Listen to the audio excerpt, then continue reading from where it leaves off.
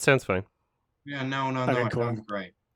I've been testing out RTX voice, and it's been staticky in Discord for some reason. Yeah, I heard about that. I saw that like noise removal test or something. It's really good. I can do my drum streams just fine without having to mute my mic. All right, how am I gonna do this?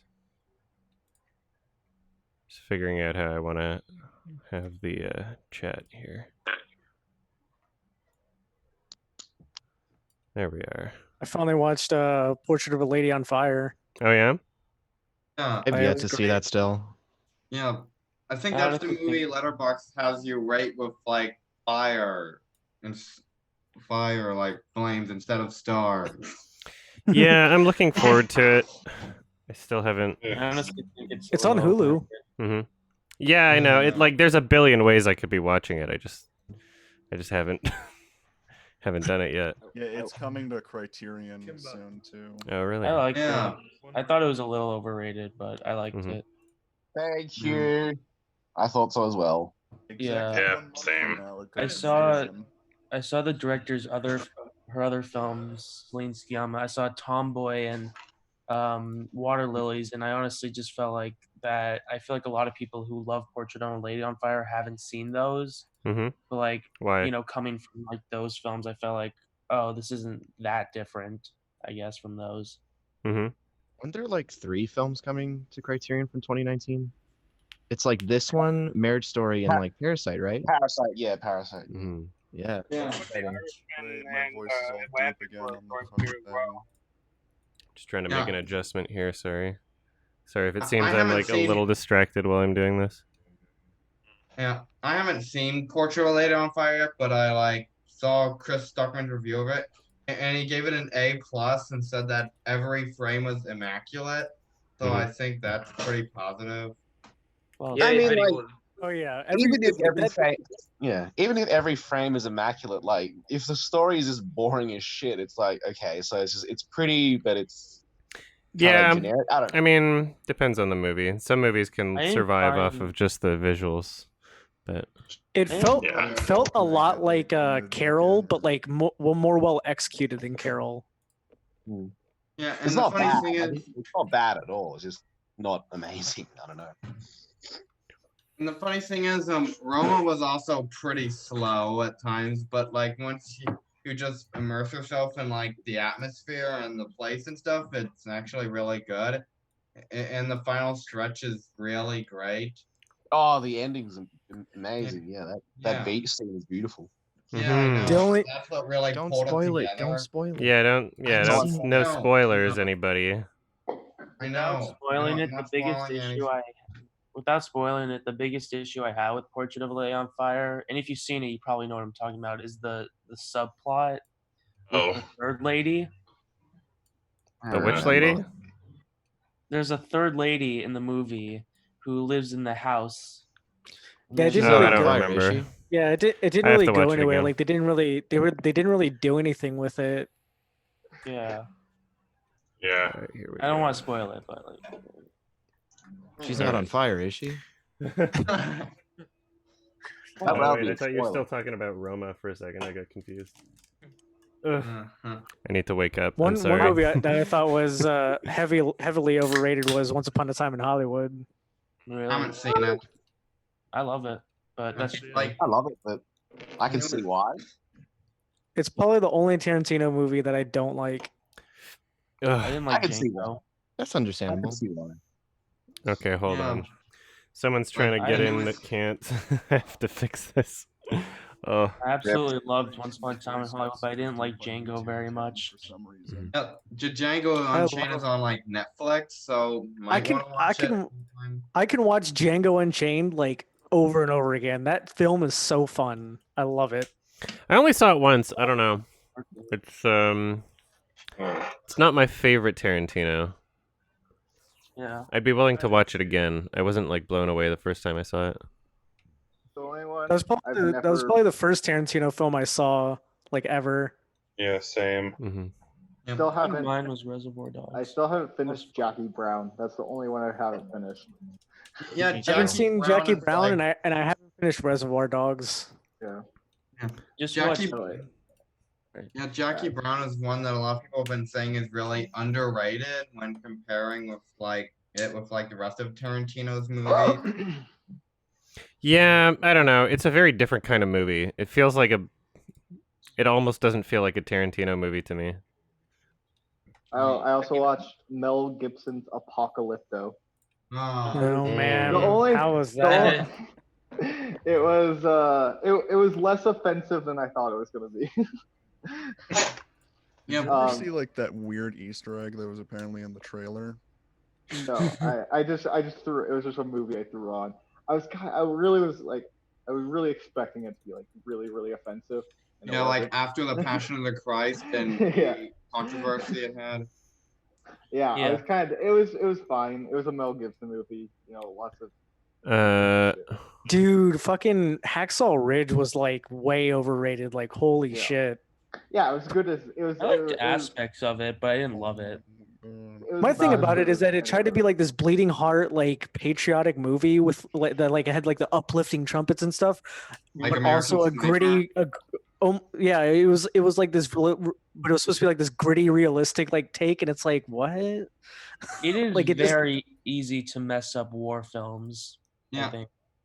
Especially like American Sniper. I mean, my dad and I watched it because my dad had like read the Chris Kyle Well, biography. American and Sniper is stuff. just propaganda. Like it's just straight up Yeah, yeah. propaganda. pretty much, yeah. What is American Clint Sniper? I Yeah. have an Clint Eastwood. unopened copy of American Sniper, and the All only thing I right. did with it recently was kill a fly. I just What feel was like the last time after Clint Eastwood did a good movie? The most insane. All right, we're insane back. part about Sorry American about that. Sniper Ugh. the most insane.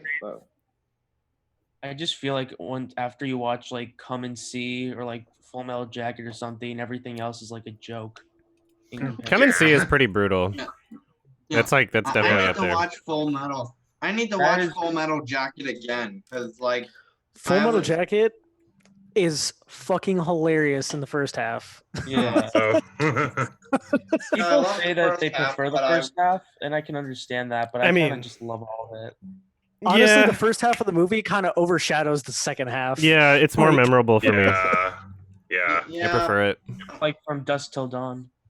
Mhm. I had some mixed thoughts on it, right? I have this WordPress website and stuff. Maybe I'll put the link in the chat stuff. And on it, I gave Full Metal Jacket an 8, but I want to watch it again sometime. I think it's funny because it's like really critical of like the Vietnam War and stuff, but it's so beloved amongst like Yeah. military people.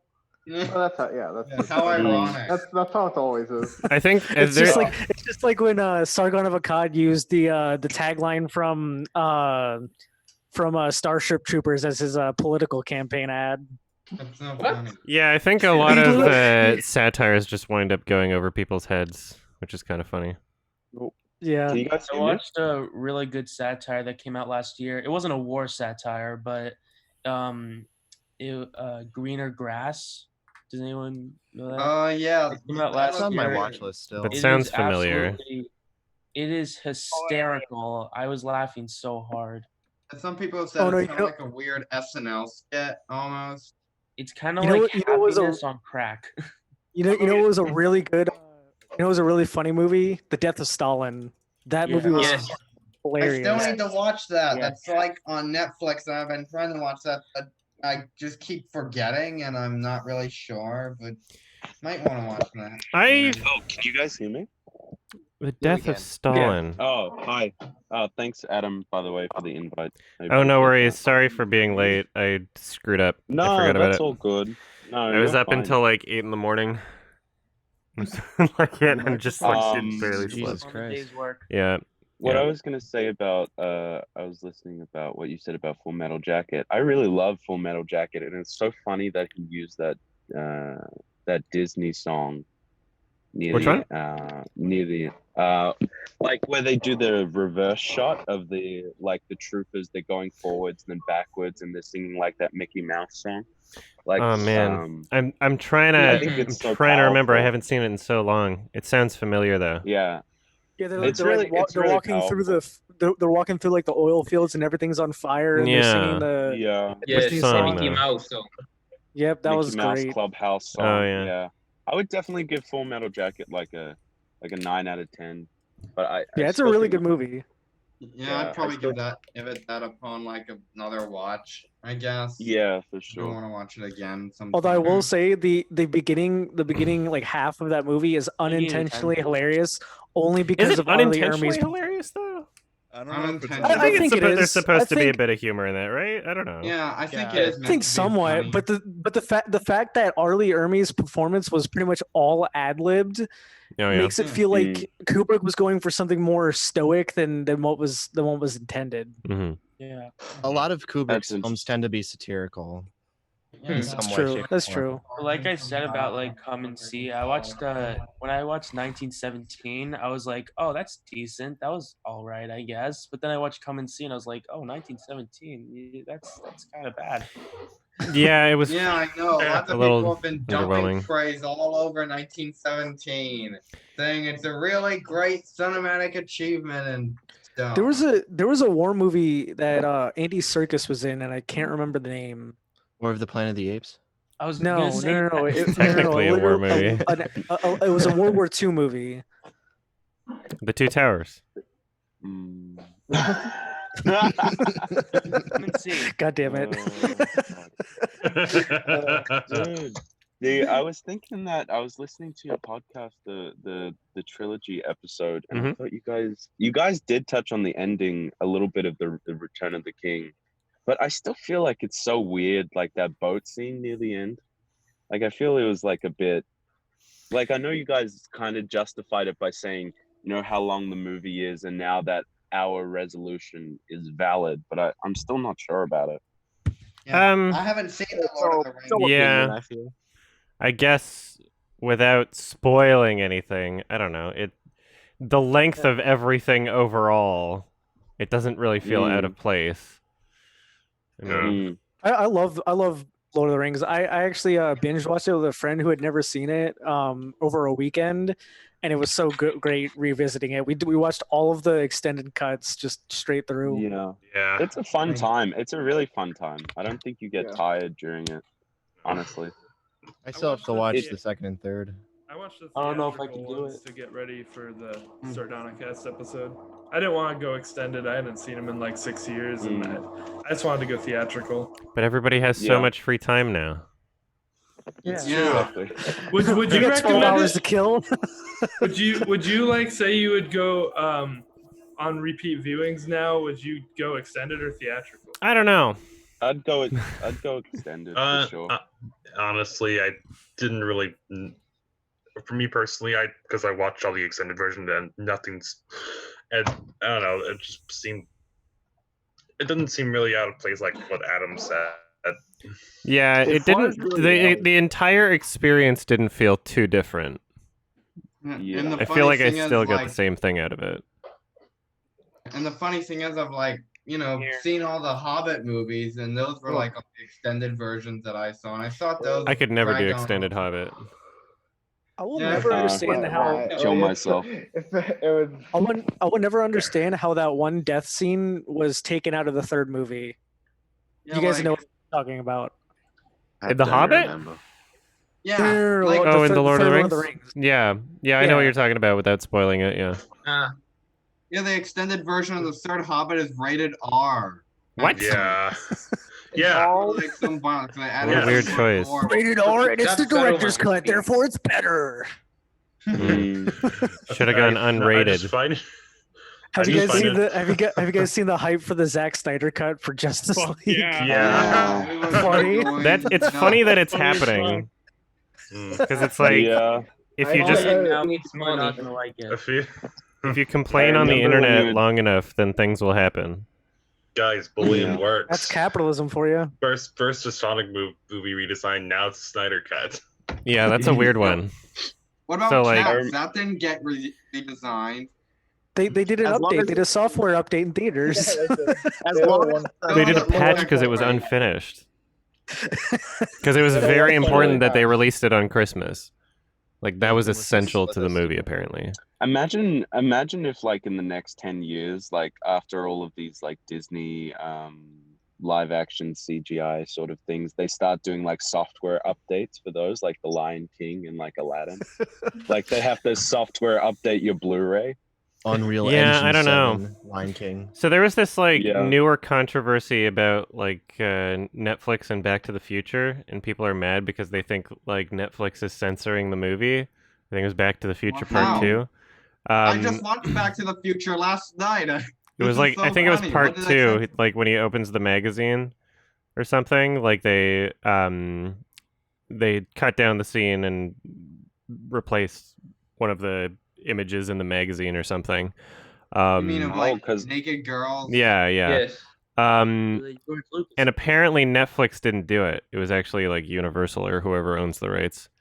Apparently they did it. okay. Ah. And then the writer of Well, it's like Back to the- the Future came out and just said like burn that copy. It's like I think it's funny disavowed when it. people. I think it's funny because people freak out over changes like that only when it involves sexual things. Like it, people fucking about that shit, and it's so fucking funny. Well, what other examples do you have then? Like when, there's like when Mortal EP. Kombat, made the women dress appropriately rather than having fucking bikinis. Or No, whatever. what example of non-sexual things have been changed in movies that people didn't freak out about is what I'm wondering. Well, the In E- E.T., Didn't like freak the out? E.T. they changed the guns for walkie-talkies. Yeah. The which one? E.T. Yeah. In E.T., the Steven Spielberg alien movie. I don't E.T. Oh, okay. E.T. Yeah. Yeah, they changed the guns for walkie-talkies. That's in the weird. South. They made That a sounds South Park stupid. episode about it. I don't know. Yeah, I think so that in- like if it's coming from like a weird sexual puritanism sort of thing, that's almost worse.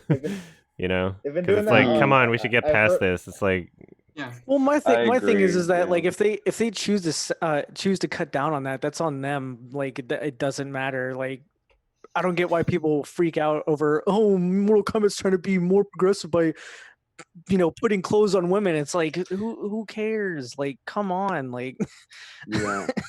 as long as you can still like experience the original, it's fine. I think like Yeah. make whatever changes you want as long as you can experience the original. Like There I was can this still change- watch the original Lion King.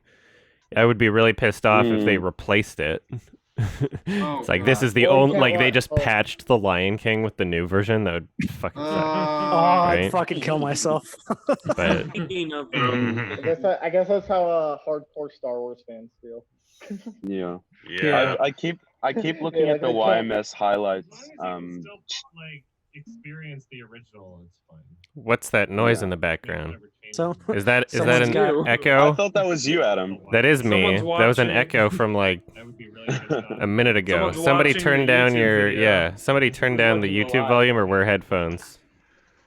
Mm. Unless What I I was should gonna mute, say, I mute keep somebody. getting notifications for the YMS highlights, and I just keep looking at you going down the rabbit hole of Kimba, and I'm like, I just applaud you for that. Oh, like, thank so you. much.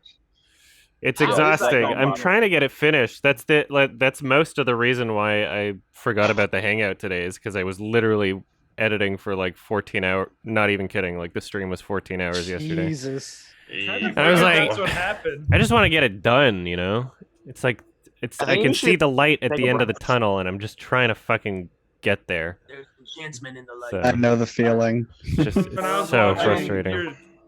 when I was Can't believe watching the it's stream over, last like- night. Oh, sorry. Can't believe it's like over 2.5 hours now. I Yeah. was gonna say, Remember when it was impressed supposed to be that like- Movie a night. part of the Lion King review. Yeah. You were saying, I almost- James? Oh, I was just saying I was watching the stream last night and I was almost like, should I ask if this is still happening tomorrow? You should have asked because I would have remembered about it. I completely forgot. Yeah, I was like- completely I was my like, my brain was just Kimba for the pet. Like it, I can't. Mm. It's been Yeah, I should've nonstop, asked, just like You're saying blinders you're gonna- on. yeah, Sorry. you're saying you're I- gonna work I on it apologize. today and tomorrow. So I was, Kimba! I Yeah. was like, I wonder if he remembers. Yeah, How I did long not is the Kimba remember. review? I forgot. Well, 2.5 hours. Without Patreon credits, it is 2 hours 17 minutes, and I need to record the Patreon credits. Guess And then what? Not all that should probably heroes be wear like 10 capes. minutes. Some watch Kimba. Who's listening to the YouTube version and not wearing headphones because we can hear it through the mic? I don't have any. Somebody should either mute the YouTube version or. Okay, sounds like it's fixed. I don't hear it now. That's Okay. good. It's gone. Yeah, it's fucking exhausting. Just like It reminds me. It took me like 6 hours just to add the music and adjust audio levels to like a 15-minute chunk of the review.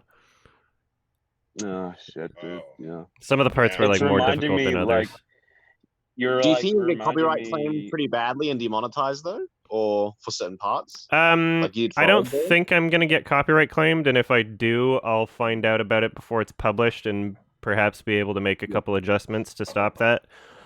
I am worried about it getting demonetized because there's like those sections where I talk about the racist shit in Kimba, and even though obviously like the perspective of the video is not supporting racism, that YouTube is stupid, so you never know. Like it's entirely inconsistent what they decide is suitable for ads and what they don't. So I don't know what I'm gonna do if I do get demonetized.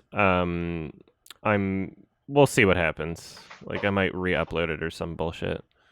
Yeah, like so you're it's reminding like- me of someone who's like in university, like trying to finish an assignment or something. Like you're just gone through the slog. Yeah, yeah, pretty much. It's and been it's like when you going on know. for a long time. Sorry, keep talking. I kind of interrupted you. My mind is it's mush. okay. No, it's okay. I remember when you were like reading that lady's novel, like the law professor from Oh, yeah. I think it was Georgetown. I was like, this is giving me anxiety about like uni again. But well, I just graduated college like a few weeks ago, so. Oh, nice. Yeah. What'd you I get, don't what'd you worry get a about degree that. in? It's a bachelor's in computer science with a minor in digital studies. Nice. I'm getting, Nice. I'm getting a bachelor's in cybersecurity. Yeah. I saw one of John Tron's videos on Twitter that he just published. Got, Yeah, I saw that. Oh, demonetized. yeah. And they Yeah, removed the thing. That's fucked. That's fucked. Yeah, even though he paid for it. Yeah, I don't Yeah. trust the copyright system on YouTube at all. Have you guys Copyright should seen be that? Yeah, the newest Tom highlight Scott got video? claimed too, and I don't really have a way to fix it, so all I can do is dispute it. I don't know how long it's gonna take. Yeah. Oh, you're the guy that makes the highlights? Yeah, I I am. don't know. Send me Oh, thank you for that. I the appreciate unlisted thing and let me know what the parts are, and maybe I'll have a suggestion if there is a workaround or something. Is it like audio claim? Yeah, it's just some of them are in inconvenient places. Like Yeah. one of them is when Patrice is giving that really generic sounding, like "Don't kill yourself, everything's gonna be okay" speech, and he plays copyrighted music over the whole fucking thing. Yeah, it's Why would they possible. do I don't that? know. I mean, It's possible. isn't that Maybe it could be public like chopped domain up or- or no. something. No, You guys I seen don't that know. that Tom Scott video about the copyright on YouTube? What? I don't know if I saw a Tom No? Scott video on it. What did he Oh say? wait, Yeah. wait. I think I It's know like what an you're hour. talking about. Yeah, it's like an hour long. Oh Yeah. wait, no, I think it's like a did see month or that. two ago. I did see that, and I think I disagreed with a couple things, even though I love the Okay. guy. I don't remember exactly what I Yeah. disagreed with. It was I think it's quite funny. interesting either way. I think it's funny because people say there's something wrong with YouTube's copyright, but it's just an issue with copyright in general. In my Yeah. opinion, I think copyright should cover just individual pieces of media that are created rather than the properties and characters within that media. I don't know. I think that the length of copyright is way too long. I think that that's the biggest issue that needs to be fixed. I agree with that. Like yeah. That's you all can't Disney's fault, right? you can't show like the Wizard of Oz should be fucking public domain. Like Yeah. it's Yeah, it's I agree with ridiculous that. that we hit. It's not. I don't think it is. I thought it was. Is I it? assumed it was. I It thought seems it's old been- enough that it should be. It Yeah. really depends on the property because I think it's like 60 years after the artist's death or some shit. Like Yeah, whatever it is, something. it's ridiculous. Or like 100. Somebody explained this to me in chat like The 2 book days is ago. though, right? But it seems like kind of arbitrary. It's like whichever comes Well, first, and- that or and like it's 120 not- years it's- or some shit. Or And no, it's only for media too. is it 100 years? Like- Yeah, it is And I don't 100 th- I don't years. think- and I don't think people should be able to buy like copyright and like re-copyright stuff. To me, that just No, that's not. that just puts the ability to copyright things in the hands of those with the most capital. Yeah, Yeah. it's I think it's like the trademark license for a character or something that can get renewed, but like a copyright on an individual piece of media is not one that you can renew unless you're like Disney and you lobby the courts to change the laws for you. Yeah, and I I found out it's only for media too. Like not even like if you invent something, like if you invent like a new gadget or something. Well, that's what still only 20 years. patents are for, right? It's a patent. Yeah. Yeah, But that's patents still are only different. 20 Completely though. different. Yeah. And then also but that's- Apple's. Sorry, go ahead. I was just saying that that's still only 20 years. Yeah. But Yeah, it's stupid. but the Yeah, it's the crazy media- because Apple's trying to use copyright law to get rid of right to repair. Yeah. Which is stupid. Really? I did, like these laws Yeah. get exploited Yeah. all the fucking time. Mm. Yeah. But I don't know if it's a U.S. issue, U.S. Canadian. I'm not sure about Australian copyright law. I need to look into it. But, Well, I don't know. It Australian seems like law? the U.S. bullies other countries into doing what they want internationally anyway. So I agree with that 100%. Yeah. Yeah. Right to repair. like globally, we wouldn't be in a drug war if it wasn't for the U.S. These draconian copyright laws wouldn't exist globally if it wasn't for the U.S. I mean, obviously, it's not in every country. Like China doesn't give a shit. The U.S. is like it really sucks because the U.S. dictates a lot of policy globally, and especially for Canada, considering we're gigantic trade partners and neighbors. But I don't get to vote on that shit. Yeah. I don't get to vote on it, but it affects my country, so that pisses me off a little. Yeah. And yet we have like 3 feet slide going, yay, America's the country of equal yeah. opportunity. Yeah. Everyone It's does almost like everything. capitalism is is a system in which it incentivizes big corporations to enact policies that affect other countries. You know, I don't know. I'm still of the mindset that even though there are gigantic issues with the current system, what we're seeing right now isn't even necessarily what capitalism is supposed to be anyway. In the same way that, like, you can point to examples of, like, failed communist and socialist attempts that were not essentially what those were trying to be. I don't think that what the U.S. especially is right now is an actual capitalist society, because it's not essentially capitalist, corporatist. It's libertarian now. No, it's not. well, It's definitely capitalist. Like socialism exists in the U.S. It's just for the rich, right? When you bail out a company, when you bail out billionaires, you're applying socialism just to the wealthy, not to the people that need it. Well, that's So not I don't think that socialism. that's real Socialism is capitalism the- anyway. Socialism is the public owning of the means of production. It's Yeah, it's that whenever the too. workers I don't own know the- if I can own the ever means of production. I don't know if I can ever find out what the real definition of socialism is, so excuse me for not, That's not true. using. But Nobody it's agrees on nobody it. seems to Naturally, wanna agree on the definition. It's it's just about when you helping people. Yeah, well, then you come across like leftist spaces where you just see hankies and anarchists just bickering with each other constantly, saying words that no one else but them understands, and and Well, I feel like that's the world I live in. So Mhm. where I'm just like everyone's just constantly bickering with each other about. Yeah. Well, it's not just And it's what just books not. you have to read and whatever. Yeah, I I think wouldn't. people don't understand that it's not just capitalism that's the problem. It's that libertarian ideology of like, yeah, complete freedoms, freedom of speech, freedom of But why- movement, but- this, that, but the why- other. But why do you think that that's the case? Capitalism encourages the libertarian mindset of laissez-faire capitalism because capitalism's only goal is to create more profit. Yeah. Yeah, that's With true. restrictions, it works. You need restrictions. With Otherwise, if restrictions, you I agree with that. you have to have restrictions- regulation. the Otherwise, it restrictions- doesn't work. But the restrictions to put on capitalism to completely neuter the greed aspect would be to overhaul it into socialism. Yeah. I don't think that's I don't think that's necessarily true. I think that if you, as long as you have like some sort of principle where, you know, a free market is actually a free market and you can't rig it in favor of like you can, you know, like if you decide to make lobbying illegal, that would be a good step. I mean, as long as you have like that's a definitely a good social step, democratic sorry, what? I think it would fix a lot of the problems. Yeah, that would definitely fix Just a lot take of the money problems, out of but politics.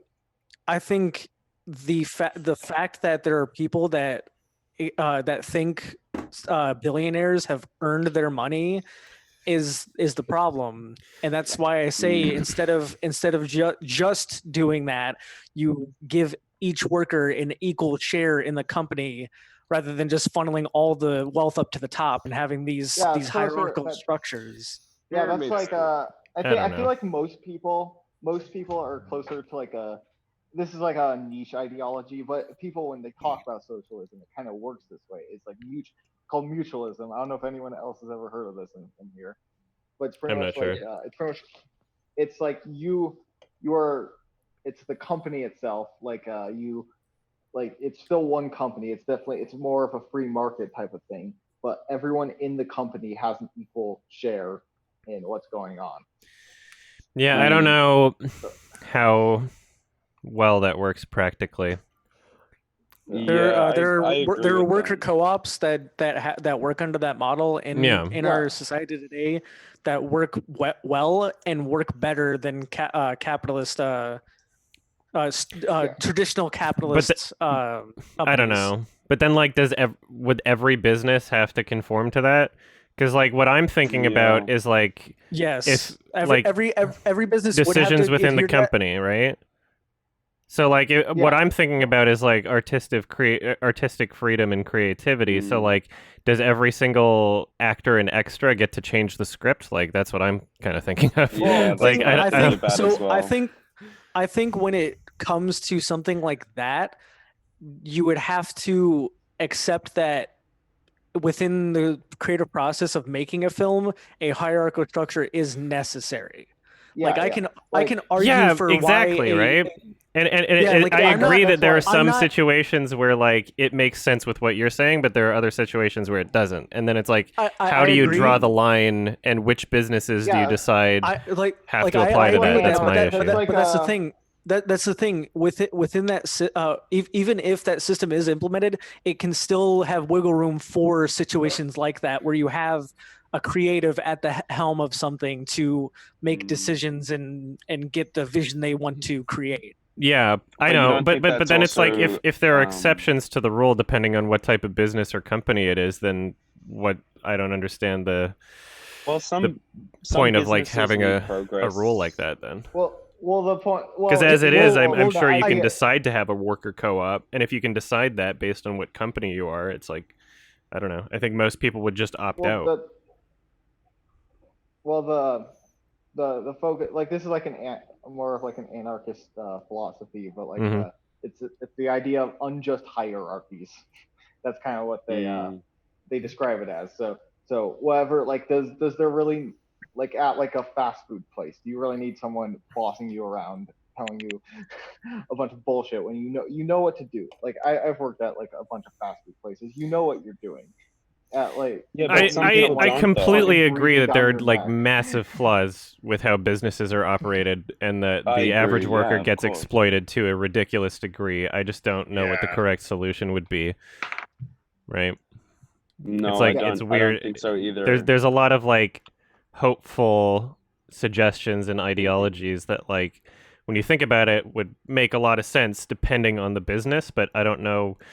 It seems like every system that exists has some gigantic flaws within it that are not beneficial to the average person in some way. You know, like you. But I think the practicality of capitalism, in the sense that it's the most practical approach, I think, and it's the most guaranteed to work at the moment. Guaranteed to work for the wealthy.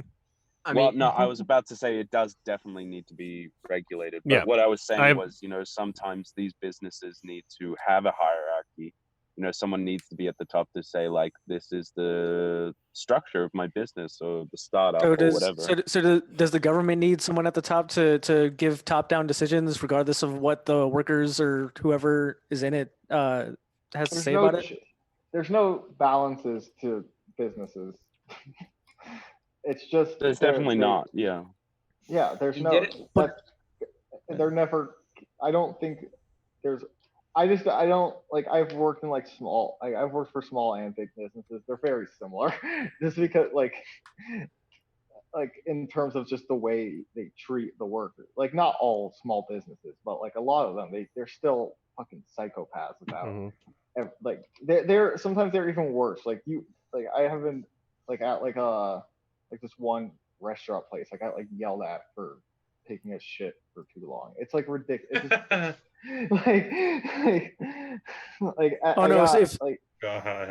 Unironically, if I worked for a company and they did that to me, I immediately just quit. I'd be like, okay, cool, bye.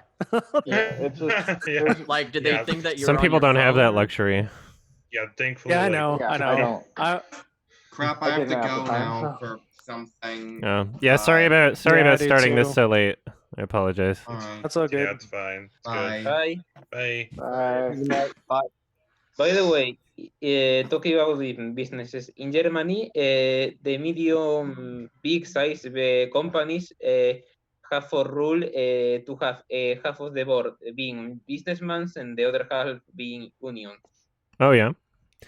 Yes, just to decide whether the wages, the businessmen take care of the economic size, and the unions, they fight for higher wages and higher rise. They didn't. Yeah. For that, they didn't need a minimum salary until the 2010s. They didn't ask for it. Yeah, I'm not gonna pretend to be like an expert on it's not economics perfect, or businesses, but it's just a suggestion. Yeah, honestly, when it comes to most of the stuff, just find the local union in your business or company and join them. So that way you can get the rights you deserve. That's how it's when unions go political.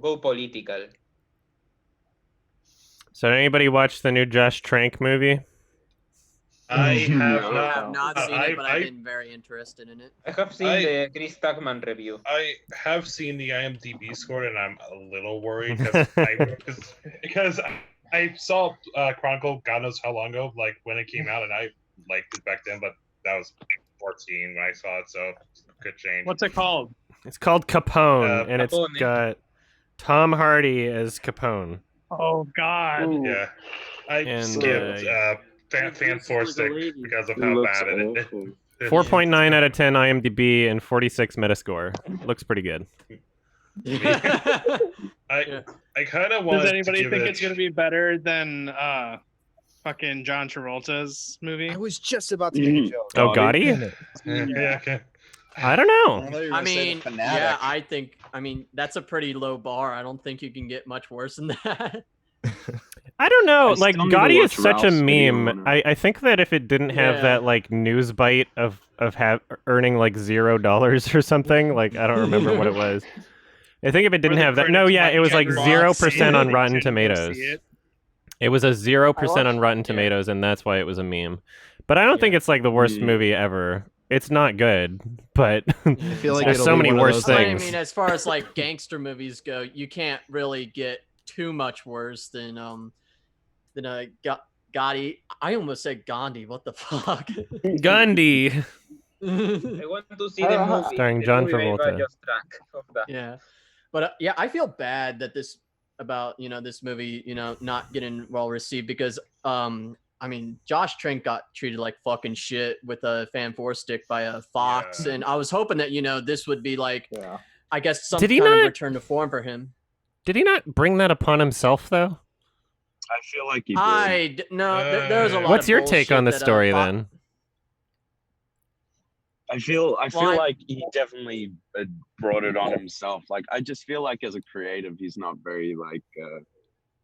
I don't know. He's not the most exceptionally talented person. So what? I mean, he's only done like 2 other films before Capone. So I mean, and the second film that he did, I mean, like Fox tried to take like creative control away from him and try to edit the film like without his consultation. Yeah. Didn't he like fucking just leave the movie? I heard I did about not. that. I mean, I don't remember that. No. Because he like basically my understanding of what happened with Fant Forstick was that he got really pissy because he didn't have full creative control over this intellectual property that had existed well before he even got there. He's making a superhero movie for a gigantic studio, and he's bitching about how he isn't able to bring his full vision to it. Yeah, but it's like it's not your property. isn't that Like what Edgar if Wright you're did when too? you Yeah, sign I up mean- for a Sure. fucking superhero movie, you gotta bite the bullet. You gotta bite the bullet and then use that money or whatever to make your next movie. Don't throw a fucking tantrum and then leave the set so that other ghost directors have to finish the movie because you just left. Right? That's my issue with Josh. I don't know if I can say I that don't the know if studio that's screwed over Josh entirely Trank. How that happened? I think it might have also been like massive studio interference and just them not letting him have as much creative control as Well, he yeah, could have that's- had, even given the circumstances that he was in. But isn't it a given that superhero movies aren't going to give you creative? Yeah, control? that's exactly. Like, why did you sign up to make Fant Forstick from Fox? Why did you sign up for that if you wanted to have complete creative control? Wright, though? I mean, Yeah, I was about I'm to not play saying devil's like he advocate, had to have like Edgar Wright. complete creative control, but like I don't know. From what I've heard, Fox was trying to take control of everything. Mhm. Like just I don't know.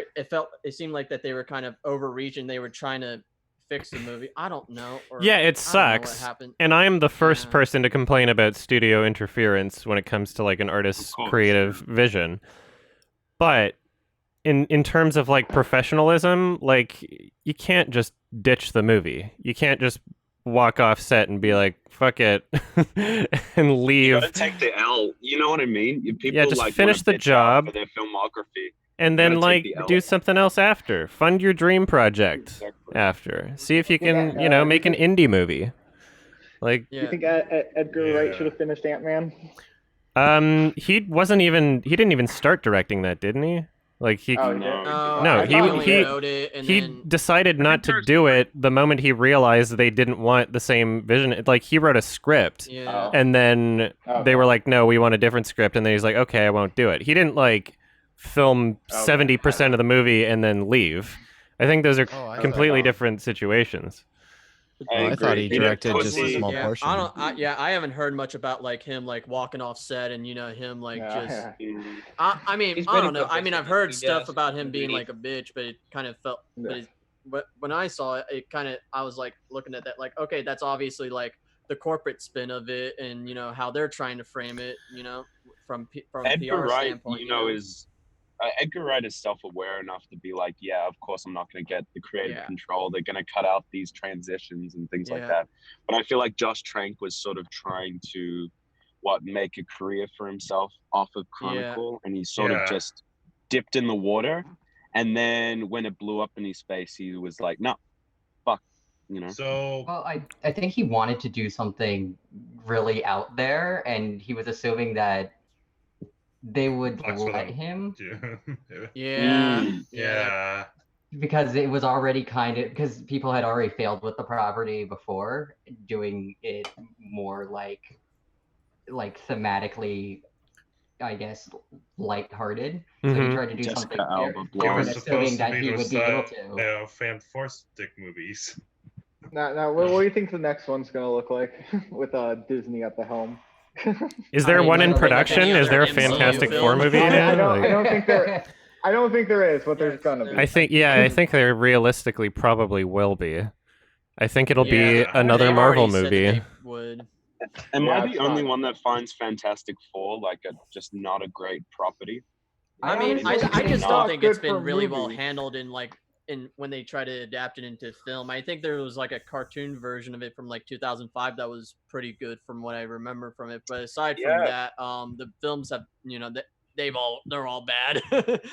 I would have honestly loved to see like what Josh Trank wanted to make, because I think that would have been really interesting. Dude, we need the Josh Trank cut. We could release the Josh Trank cut. Like a All these nice people- a nice sci-fi body horror Marvel movie would have been amazing. Hey, isn't that what's supposed to the New Mutant supposed to be? Maybe. Potentially. I just think that the Fantastic Four characters are like just so They're kinda goofy, lame. right? They're just And they're lame. like, They're too- Just they're really like- lame. let's goofy. imagine for a second that Josh Trank got exactly what he wanted, and he got like this super serious, dark and gritty Fantastic Four movie that was like super serious. Sounds like shit still, you know? It's like those characters don't I really think it work could and still be exist done in like. because it is based on like the Ultimate Comics, which was more serious, and people seem to There's, like that. Okay, there's like a I guess stretchy there is a man. way to do that successfully. The movie version from Josh Trank just wasn't, that. Yeah. What if instead of like a stretchy man, his body just deforms at random. Like I could imagine some really good audio, just disturbance from scenes like that of just his body just distorting. Yeah. Yeah. Like, I don't know. I'm sure there's ways to do interesting things, but I think what's their names? The Lego Movie guys. They could. Do Oh, something yeah? good with Yeah, it. Lauren Miller. Yeah, they probably could. yeah, they're interesting enough. Yeah, I think they could do something with it. Adam, I was gonna ask you about. I recently watched Cachet, Mhm. and it's incredible. I think it's a masterpiece, and it's so visceral. And if you know it, you know it. It's just like hits you like. Yeah. Yeah, But I no wanted to get spoilers. your take on it. Oh my! What do you like? The whole? I don't know. I don't know how much. The thematic undertones of it. Well, I haven't seen it in a while, but like I don't know if I love the movie too. I don't know if my take on it is anything unique because I feel like my thoughts on it are ones that are like pretty common thoughts that people express. Like it doesn't seem like there's a whole lot that's debated in terms of like what the interpretive elements of the movie are. I think that there are pretty clear ideas of what is happening literally and symbolically, I guess. But to really delve into it would be to kind of spoil the movie, unfortunately. So I can't I would agree with really that. Yeah, do that right I know. now. But let's just say that I agree with the common consensus, and that there are pretty clear answers if you do some digging on the internet, I guess. Where is it available to watch? I don't know. I have a Blu-ray. I used Canopy. Canopy is this service. I don't know if they have it in the US and Canada, but Canopy is this service. Well, yeah, you put up your library card and you basically can have 5 movies that you can watch. So they've got like Cachet, they've got Antichrist, they've got a lot of good stuff. I've been using that. Mm-hmm. So have you just been watching a lot of like movies from the Criterion collection? Me too. I love the Criterion channel. Looks like that movie's on Prime and YouTube. Oh, I don't know. iTunes For- seems to yeah, have I a mean, lot of stuff. You have to pay Sorry. for it, but yeah. I just saw your background. Having to pay for things. I love it. Yeah. 2020. We don't have Criterion channel in Australia yet, which I find really fucking annoying. Like I can use a VPN. Awesome. Speaking of Australia, Mhm. sorry, you talked Yeah. Adam, I noticed you follow Friendly Geordies, mate. Oh yeah. Yeah, I It's love fucking Friendly awesome. Geordie. Yeah. They're pretty Yeah, funny. He's great. Yeah. Yeah. There aren't a lot of like good skit channels out there, but that's a pretty good one. A lot of skit channels on YouTube are really lame, but they're pretty funny. I like Gus. He's pretty funny. Gus Gus Johnson. is pretty fun. Nah, yeah, no, I agree with you. I guess that would technically be a skit channel. When I was saying skit channel, I was more thinking of like a group, like a like Smosh.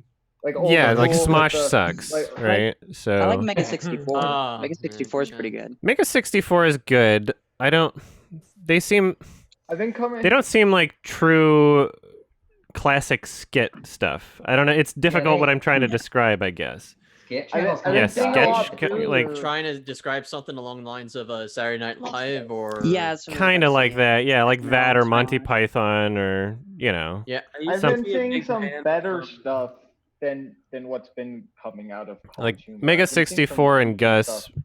both still kind of feel like YouTube channels, whereas the Yeah. Friendly Jordies thing seems like a like Friendly a skit Jordies is- company. Yeah. I used to be Yeah, a I really guess. big fan of Tom Ska. Mm. That's a Me too. That's a British. Friendly Jordies is very political, and I love his stuff. Like, I feel like. Oh if wait, you, I got completely confused. That's why what I was saying didn't make any sense. I was thinking of okay, now I know who that is. Yeah, Friendly Jordies. I was yeah, thinking of Friendly Auntie Jordies Donna is the, because that was the most recent like Australian channel Yeah. I subscribed to. So I just Auntie Donna. yeah, is, that's what I was thinking of. strange. Sorry. Friendly no, that's Friendly okay. Jordies is funny. Auntie- Yeah. Auntie Donna is like a strange one. It's either you get it or you don't. But I feel like with Friendly Jordies, he's got really amazing stuff. Like just true blue, like fucking, like you feel like you know these people, like you've met them a couple of times. Yeah, It's super relatable, his content, I feel, and he hits the 100%, nail on the head with a lot of stuff that's going on in Everything. Australian politics. So yeah, that's yeah, fun. 100%. Yeah, it sucks that like I don't know. It's fun to watch those sorts of things and hoping that what is being presented is completely accurate because I don't live there and I'm not a part of the political climate in Australia, obviously. Yeah. So, but either way, it's a good strange content. one. But coming from that, what do you think about Australian cinema? Have you versed yourself in much of that, or Not a whole lot. I'm trying to think of anything. First thing that comes to fuck mind would be off. like Wolf Creek, I guess. The Babadook. Interesting. Is the Babadook Marion, Australian? Have you ever heard of? Yeah, Mary- Babadook Oh, is yeah. yeah, Nightingale Yeah, it is. are Australian. Yeah. Yeah, I guess so. Marion Max is fantastic. Oh I yeah, was Marion about to Max is say- Australian. Okay, great. Yeah, that's an awesome one. Mary Max is the best one, easily. I was about to attend the same university that Adam Elliott went to, the Marion Max dude. I'm gonna try get into it at the end of this year. Victoria College. That's in Melbourne, right? I think it's yeah, in that's in Melbourne. Melbourne. Yeah. Hey, good shit, Monash man. University. Melbourne University link. Ah, good shit, man. I heard Melvin, but now I realize you're saying Melbourne. What I was gonna say was, have you ever heard Are we Mel- getting Melbourne. back on Madagascar? Madagascar? Melman. No, it's This Melman. trilogy. Melman. Mailman. What was I gonna say? I was gonna say, have you ever heard of Wake and Fright? It's not actually Australian, but it's an American director doing Australian stuff. But it's like my favorite Australian film. It's like one of Wake the and scariest Fright? things I've ever seen. Wake yeah, in it's Fright. incredible. In Fright. Oh, okay, 1971. It's on my because watch that's list. also Amazon Prime. Then there's also The Castle. Everyone always raves about that. I The haven't seen it. Castle. Yeah, I actually met the people that made The Castle, Working Dog Productions. I met nice. some of the people that did that, and Yeah, those. yeah, I was talking to the directors and stuff. Yeah, The Castle's a classic. There's this amazing scene where he keeps saying Serenity over again. He's like, bloody oath, the fucking Serenity cunt. Like, No, and he just keeps Yeah. he just keeps saying Serenity over and over again. But Yeah, I'll those check are out both Wake and already Fright. on my watch list. Yeah, Wake and Fright is incredible, and I think it really portrays like the dark underbelly of Australia. It's sort of like the David Lynch, thematically David Lynch, but for Australia. But Okay. I think you'd really enjoy that. What's the name? Wake and Fright. Wake in Wake and Fright. Okay, Yeah. Yeah. Adam, I want to. I watched recently the. Oh, What are you saying, Augie? no, you got it. I wanted to also talk about a film I loved, but I don't want to sound like pretentious or anything, but Sure. I recently watched Stalker by Andrei Tarkovsky, and I thought Mhm. it was Oh, it's amazing. I thought it was one of the best films I've ever seen in Oh, my yeah. life, and I just wanted to know your thoughts on it. It was an instant love for me. Yeah. Yeah, I really enjoyed that. I would watch it again. I didn't feel bored by it at all. Some people were It's like, such a "Oh, you gotta get ready because it's like really long." But I don't know. It was really great. I didn't really feel Such the a length much. Wasn't it It's like such a a meme? strange Oh, sorry. experience. Oh no, sorry, dude. No, you go Yeah, ahead. Wasn't it I think like- I've seen wasn't 2 it like a- Tarkovsky movies now, and both of Wasn't it- them oh. like kind of I feel he really has a knack for utilizing grander concepts on a smaller scale in a way where it makes it seem 100%, like yeah. the universe is bigger than what you're seeing on film, but because of how it's presented, there's no question about the legitimacy of it. You know, you don't need like crazy, amazing special effects. You just need like an imagination, and you need to Well, he's present he's it in he that way. calls himself a poet in film. You know, he calls himself his films are poetic. His father was a poet, and that really influenced him. And I think Stalker is such a weird experience as well. I just, you get sort of like hypnotized by it in the Mhm. sense of like you don't really know what's going on, but it feels like you're there and you're present, and it's very ethereal and Mhm. really nice to watch. I had the similar experience with Solaris, which is my favorite of his. I've only watched 2, Solaris and Stalker. Yeah, those are the only Solaris 2 I've I seen. love so much. I only saw But Stalker is incredible, and he kind of like I was talking about this yesterday with someone. He basically like gave up his life for Stalker, like because they were shooting in nuclear waste facility and waste places in Estonia, and so a lot of the cast and crew died. Oh, really? He I died. had no idea. Yeah, Wow. like nuclear cancer. poisoning. I had absolutely no idea. And also, yeah, they that shot was- the film 3 times with different DPs. What? Yeah, exactly. They shot it 3 times with different The whole DPs, 'cause, movie? like, yeah, apparently the first DP, they had a different actress for the wife, but then but apparently she wasn't too good, but they already made the film, so they kind of had to reshoot it with a different actress. But then I guess the other footage was Yeah. lost, so then they had to shoot it for a 3rd time. But That that's sounds just awful. weird. Yeah. Yeah, they put that was his life's like ultimate work, and he had so many health problems after it, and a lot of the people on there had health problems after it. I think the lady from Solaris also died from it too. That's crazy. I think, yeah, but yeah, no, Andrei Tarkovsky is just incredible. But I just find it so infuriating, especially I don't know if it's the same in. Oops. Got disconnected. Oops. Oopsie. I have a similar God's thing. I plan. watched this anime movie called A Silent Voice. It's a great I've heard movie. I've heard mixed things yeah, I about saw that that. movie. I thought I've it heard was about great. it. But I heard it was great. I loved it. But either way, if you the studio that made it got like firebombed, like Oh, that yeah. Oh, yeah, I I've heard remember about crazy. that. I didn't know anything about that until I looked it up. Yeah, that was a thing. 'Cause, Oh, like, wait. Was that recent thing, like a year ago or 2 ago? Yeah. Oh, and yeah. this dude just Wait, thought that was a he, year like- ago? Maybe like 2 years I ago. thought- I don't know. Yeah, I thought it was yeah, he, like like- super recent. I thought that was like Yeah, like it- 5 months I thought it was ago. like a year ago.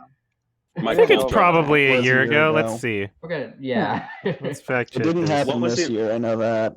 What was a year ago? Sorry. It was like this animation studio that Japanese got like animation on studio got firebombed or something. firebombed. Okay, let's see. Oh, Was it I've the never heard of Kyoto that. animation one? Yeah, that's the one. Yeah. I think it was one of their Firebomb. employees. He wasn't getting paid enough, or he got fired, and he was like Uh, stuck with I bills. heard. Man, I thought it was. it is I almost a thought year ago he- now. July Yeah, not quite a year ago. I'm trying to figure out. July 2019 is when this article was Oh. published. Okay. So like almost a year ago. It's So I was it's so right. strange. All right. When death meets like art, it becomes such a strange experience because it's like, wow, someone put their lives on the line for this, or that they put their whole life into it, and it becomes sort of this like moral dilemma. Like in a lot of cases. Like a lot of those animation people like spend like 12, 14 hours of their day just like slogging it out just so the frames are like all correct and everything. That Yeah. Although I'm sure they weren't signing up for the potential of being firebombed. an arson I don't victim. think, I don't think anyone quite goes into work one day, goes into their office job. Yeah. You know what? I feel like getting firebombed today. I feel like that'd be a Yeah. nice, fun time. Yeah, you don't really expect that kind of thing. It's surely not on the list of like potential things or hazards. You know? Exactly. At work, yeah. But I feel like with Charlie Hebdo or something like that, they were not expecting it, but they They have had- security measures in place now, I'm sure. Yeah. Yes. Yeah, they definitely do. But that was such a strange case. Like I feel like it's so weird. Why did they do it? The Charlie Hebdo thing? No, the firebomb in Japan. In Kyoto? Yeah, I'm not sure. The guy was fucking insane. What I read was like he thought that they stole one of his ideas or something. Like one of those, like he was a Kimba crowd person. Like nothing to do with Kimba, but same kind of thing probably. He probably was just having some freak, paranoid episode. Yeah, people with mental problems. Yeah. It's really difficult to rationalize. feel Like, like- if you're going into a place and committing arson, you're probably not all there. There's probably not a logical reason why you did it, because that is not a logical solution to any problem. Of course. But do Apparently, you think? arson is a crime punishable by death in Japan. Oh, yeah. wow. Was he killed after this? I don't know. I'm gonna look into it. Yeah, no, that's like I feel like more cases like these are going to happen, especially with animation, if a lot of their workers aren't paid properly. Like if these Yes. studios keep crumbling and the Seth Rogans of the world keep exploiting people like animation studios and things like that. So is Seth Rogen directly responsible for that? I don't think Unlike he Sausage is, Party? but I think No, he wanted to make a stupid that's movie and more he just like told the someone else to do director it. and the animation studio in general. Yeah, Seth Rogen. I think part of But the I would problem is still just feel like like he's how normalized that type of practice is for animators. I think he walked into the industry just doing what everybody else was doing and just didn't cover it up because he thought, Yeah. it's just what everybody Because else like this does. is just how the business runs. This is how people do things, right? And it's like, oh, it's kind of exploitative, right? But I mean, Oops. wouldn't you feel bad as a person? Like your voice is animated by people that aren't like properly paid. And, Yeah, I don't know. I would that have their to- Animation studio is going to be shut down. I would have to find out exactly how aware Seth Rogen was as an individual if I'm going to talk about his mindset. Because, like, A, either he could have been not aware, or B, he could have been fully aware and then just put on some blinders and decided not to think about it. You know, like when you buy an Apple product, you're like, oh, that's something that came from exploitation. There was, Oops. Or when you buy, like, chocolate Or any cell or phone. diamonds. I haven't watched Life After Pi. How aware was Ang Lee about all of this? Oh, who knows? Like, because think you he can had to never. be pretty It's not like aware. they interviewed Ang Lee. Yeah. And like even as a director, right? Like your movie is getting funded by producers and studios, so like you might not, even if your name is like attached to the project as a director, you might not really have that much control over it at all. That might I just feel be like like, you have oh, to this be is the way things aware, are. though. I mean, if I was Ang Lee in that situation, I would have like tried to help them in terms of like getting public support out there at the very least to try and bring And he awareness hasn't to done the that. situation, which Well, he then didn't do, there's which is that kind of whole- reflecting poorly on him, I think. But Well, maybe he has there's an even that NDA. stuff- Maybe he can't talk about it. Like, there's a bunch of factors, right? There was even that stuff a while ago, like 6 months ago, with Rooster Teeth and their animated department. Oh, I don't know yeah? if you heard Really? about that. Yeah, they were. Didn't one of the people die? Rooster Teeth? Oh no, that was a while. That was ago. unrelated. Oh, okay. Yeah, that was sorry. unrelated. Yeah. No, I saw like there was this thing that someone put out where where someone said that they were like treated like shit and they had to work like 12-hour shifts and Yeah. I don't know. I think And then, that's seems to happen a lot whenever there's like this disconnect of like personability. When you have like a big company and like no one person is responsible for anything anymore, then you get a lot of decisions that are like really immoral, but nobody really takes any responsibility for these decisions. You know, like a corporation is far more likely to do something evil than an individual is. But corporations are made up of individuals. I did see this one thing though, that apparently it was the quote was, it was like quote someone's quote unquote someone higher up said there like there are people who would like lick these floors, who would pay to lick these floors or something. Which that hurts my heart. Like I like Rooster Teeth, like that sucks. That someone. Yeah. But I think when the animators don't really have a say in the direction of it, like for example, I wouldn't see something like this happening with like, let's say Ralph Bakshi, you know, or people of that ilk, because they understand how important animation is, and they understand that animators, how hard they work and things like that. But I think when the animators aren't really involved and they're more like freelance being paid for, like okay, you guys go do this thing, that's when it becomes a problem. Yeah, apparently that happened on Space Jam. There was like a interview that came out of like one of the animators and said that Joe Pitko was like a massive asshole and tried to get them to do things that were like literally impossible. He's like, no, just animate over this. And it's like, well, if you have this person in the green suit walking in front of the character, then I won't be able to composite out the green suit and have the character there because the man's in front of him. And Joe Pitko just completely didn't understand that and was like, no, you do it. And the animators were like, well, this footage is going to be unusable, but okay. Like those people are like literally the worst fucking people to work for. I used to work for this guy. I was a graphic designer for this guy. And he didn't even fucking know anything about even like image compression when you're sending an email. Like it's and like wow. Oh my god. And I'm like, you own a screen printing business. You should know at least something about image compression. I don't give a shit what the other people do here. I'm sending my images as an attachment.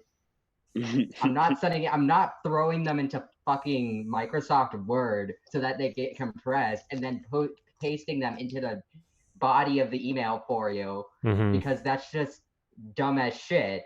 And the same, and like it was, oh my god, I'm so glad. I'm sorry that happened to you, but I feel like that's what you've touched on is something like about how directors and I feel like creative people need to understand every role that I think there's a great quote I think maybe Paul Thomas Anderson or something, but you need to understand everyone else's job before your own, and then you'll understand your own job.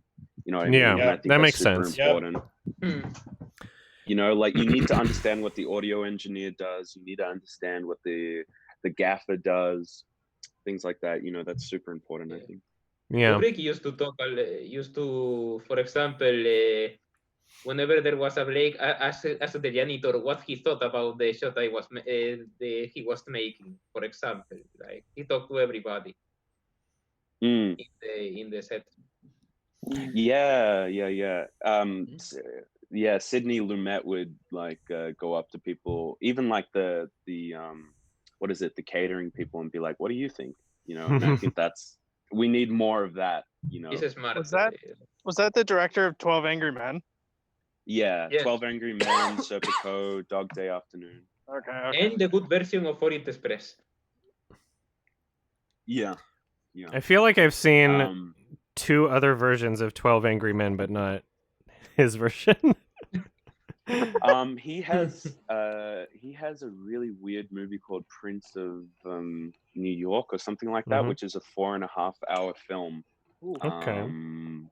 Is it good? I can't remember. I haven't seen it. Prince of the City? It's like his Prince of the City. Yeah, it's his like masterpiece. But IMDb shows this one is 2 hours 47 minutes. Ooh, okay. Well, I think there's a 4-hour cut. Okay. But I'll look it up. But that's like his masterpiece. Yeah, I've seen Dog Day Afternoon. Same director as Child's Play. Interesting. I've seen that, and I've seen Before the Devil Knows You Dead. Yeah, Sidney Lumet's fantastic. I think more people. I actually I was gonna say I haven't been on these live streams, these Google Hangouts for ages, but I was like 14 at the time. And I remember I had bought these books and I'd shown Adam these like books in like 2016, like 4 years ago. And I was like, oh, is reading important for film, you know? And but I think Sidney Lumet's film making movies is really fantastic. He talks about how he was making this legal film, this like court case film. I can't remember what it's called, but he goes through everything. He goes through like the call sheet, how to talk to the cinematographer. Like he has like an hour car ride with the cinematographer to the set, and they talk about what they're going to do and the setups for that day. And I don't know. Yeah, that sounds people need to important. Yeah, people need to. Yeah, people really need to look into Sidney Lumet and just how you treat people on a set. And just how you treat people in general. anywhere. Yeah, I mean, exactly. Like, you need to people need to understand like what goes on in this person's life, and what challenges they may come across. Exactly. And there's and there needs to be a lot of like empathy towards that sort of thing. Yeah, as much as we love art, and art's really important, I think there's a fine line between getting the best performance or getting the best artistic expression and the safety and care for other people and like their welfare, you know what I mean? And I think that's pretty important. Sorry, is that like a corgi? Yeah. Yeah, it's a corgi. Oh, that's so cute. I love that. Depends on who you are. If you're Kubrick, then you can torture your actors, and I'm fine with it. I mean, as long as you make them aware of what they're signing up for, I feel like when somebody signs onto a Kubrick film, they're like, oh, I'm gonna this guy, regret this. Mr. 500 takes. Jodorowsky saying you won't act, you will be in a religious experience. I'm gonna go into this. I'm trying to go into. I listened to this podcast called Behind the Bastards, and they did one about Alfred Hitchcock. Apparently, he is just the biggest. He was like the biggest asshole. Like one time, really? apparently he left. He said he dared someone to he dared someone to stay the night handcuffed to a chair the whole time, just all night, and then he gave him like a bottle of whiskey that he secretly put laxatives in. Oh shit! I was hoping that wasn't gonna happen. It ended. He was literally just sitting there all night, just shitting himself, and then they got my god! Yeah. Apparently, he was just like the worst human. Jesus. Wasn't he like really touchy-feely with some of the actresses? Yeah, he was a bit weird. There's like the girl in the Birds was like this weird little Tippi Hedren. Tippi Hedren, I can't remember her name. Tippi Hedren. It's this weird thing he had. Like she was like a model at first, and then he wanted to turn her into like the actress. Like he was like keeping track of like everything she did, like what she wore in public and what she wore press. It was crazy. That's like Yeah. And then the scene in the Birds where she's getting attacked by the birds. They're real birds. Yeah, they did that for a day straight. Yeah. That was a whole day of filming with her just getting literally she looks insane in the close-ups, like because unless they're convincing. Because she was attacked by birds for 10 hours straight. The further back you go in time, the less rights actors have, really. That's very true.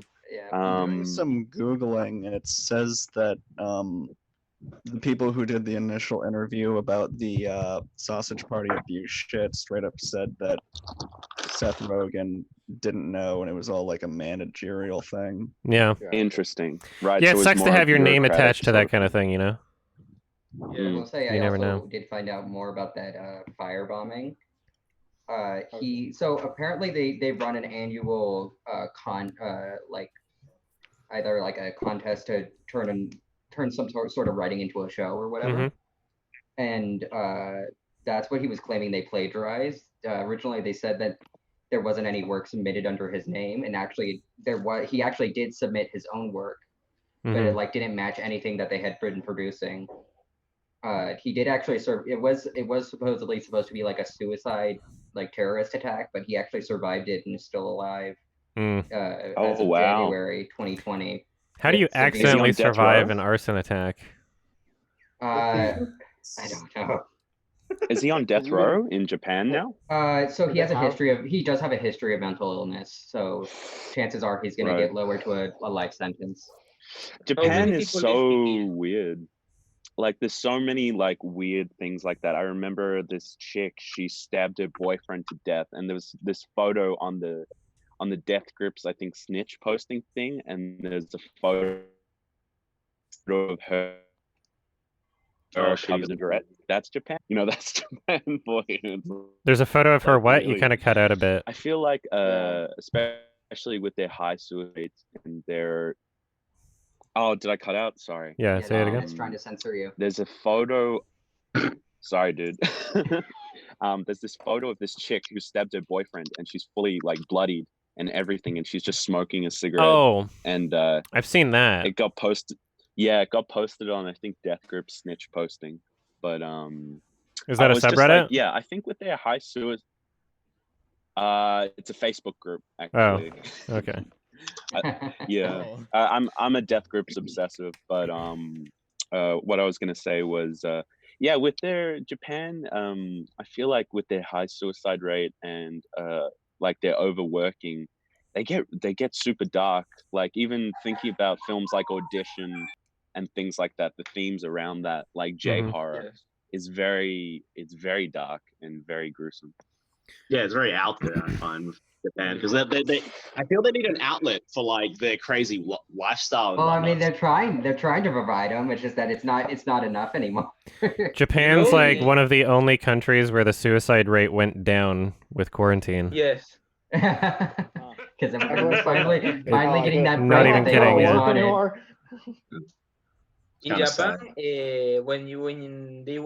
when the workers of Japan, they can say no when you ask them a question. Wait, there is an anecdote. There is a guy who went to Japan. Well, he lives in Japan. He's a Spanish guy. He went there. For example, he asked in McDonald's a burger without pickles. The guy didn't understand him. Not the language, but he couldn't take the pickles because it was not in the rules. Right. That's kind of funny. Yeah, no, Yeah. and also, for example, they went to the video club. He wanted to rent a movie. The guy at the workplace in Japan probably didn't have it, but he stayed like 20 minutes in the computer just to say, I think we don't have it here. I'm going to go to the storage room to see it.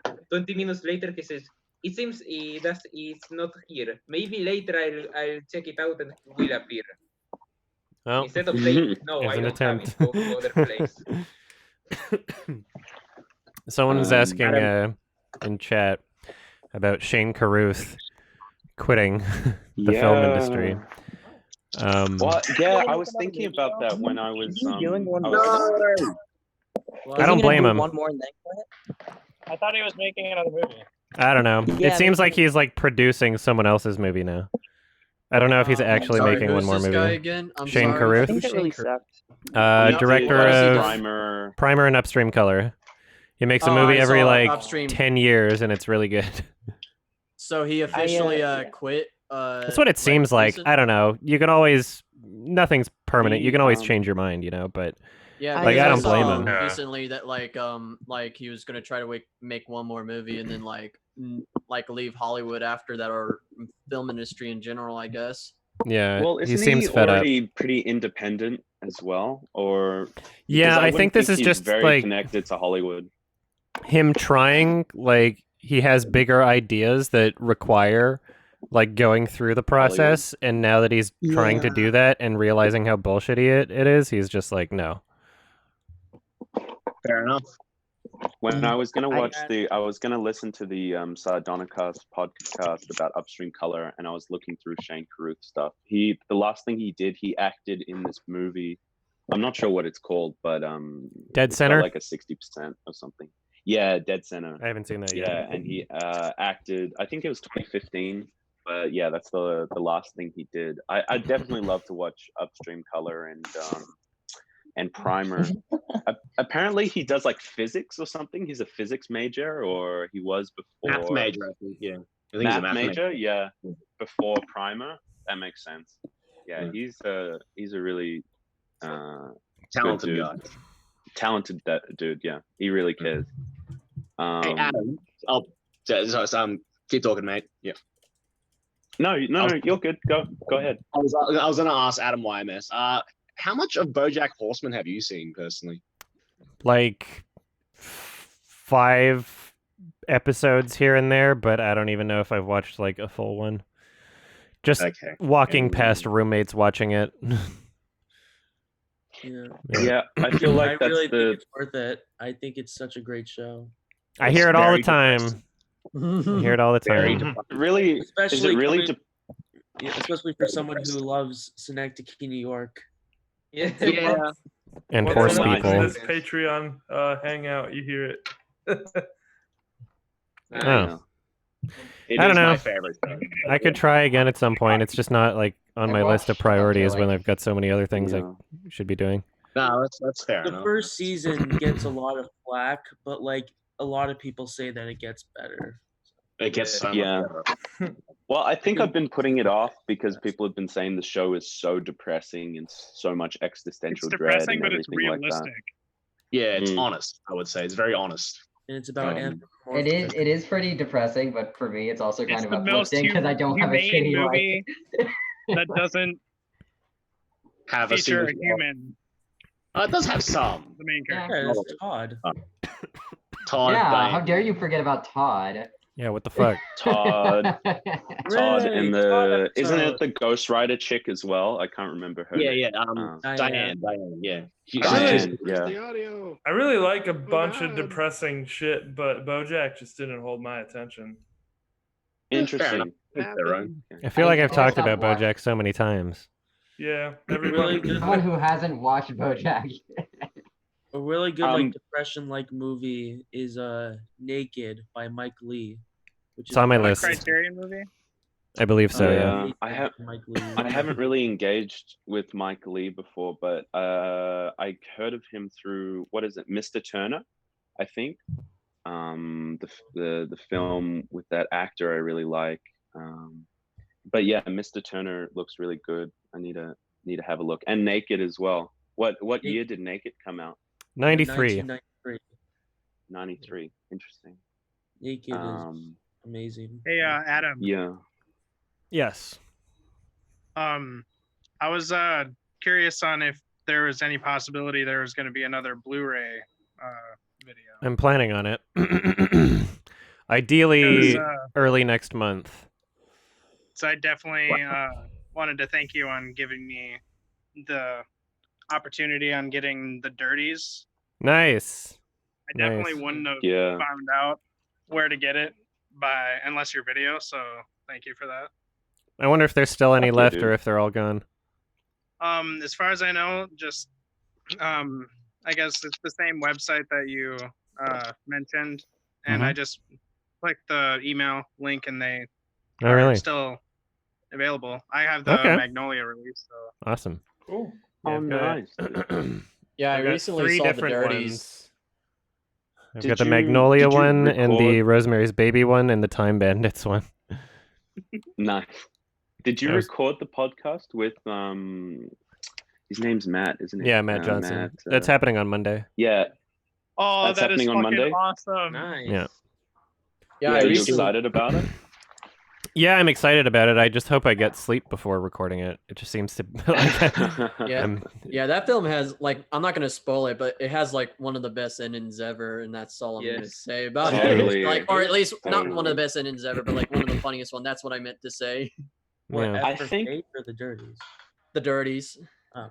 I feel like Is, everyone who's like a those people that are obsessed with Columbine, I feel like everyone should go watch The Dirties. Mhm.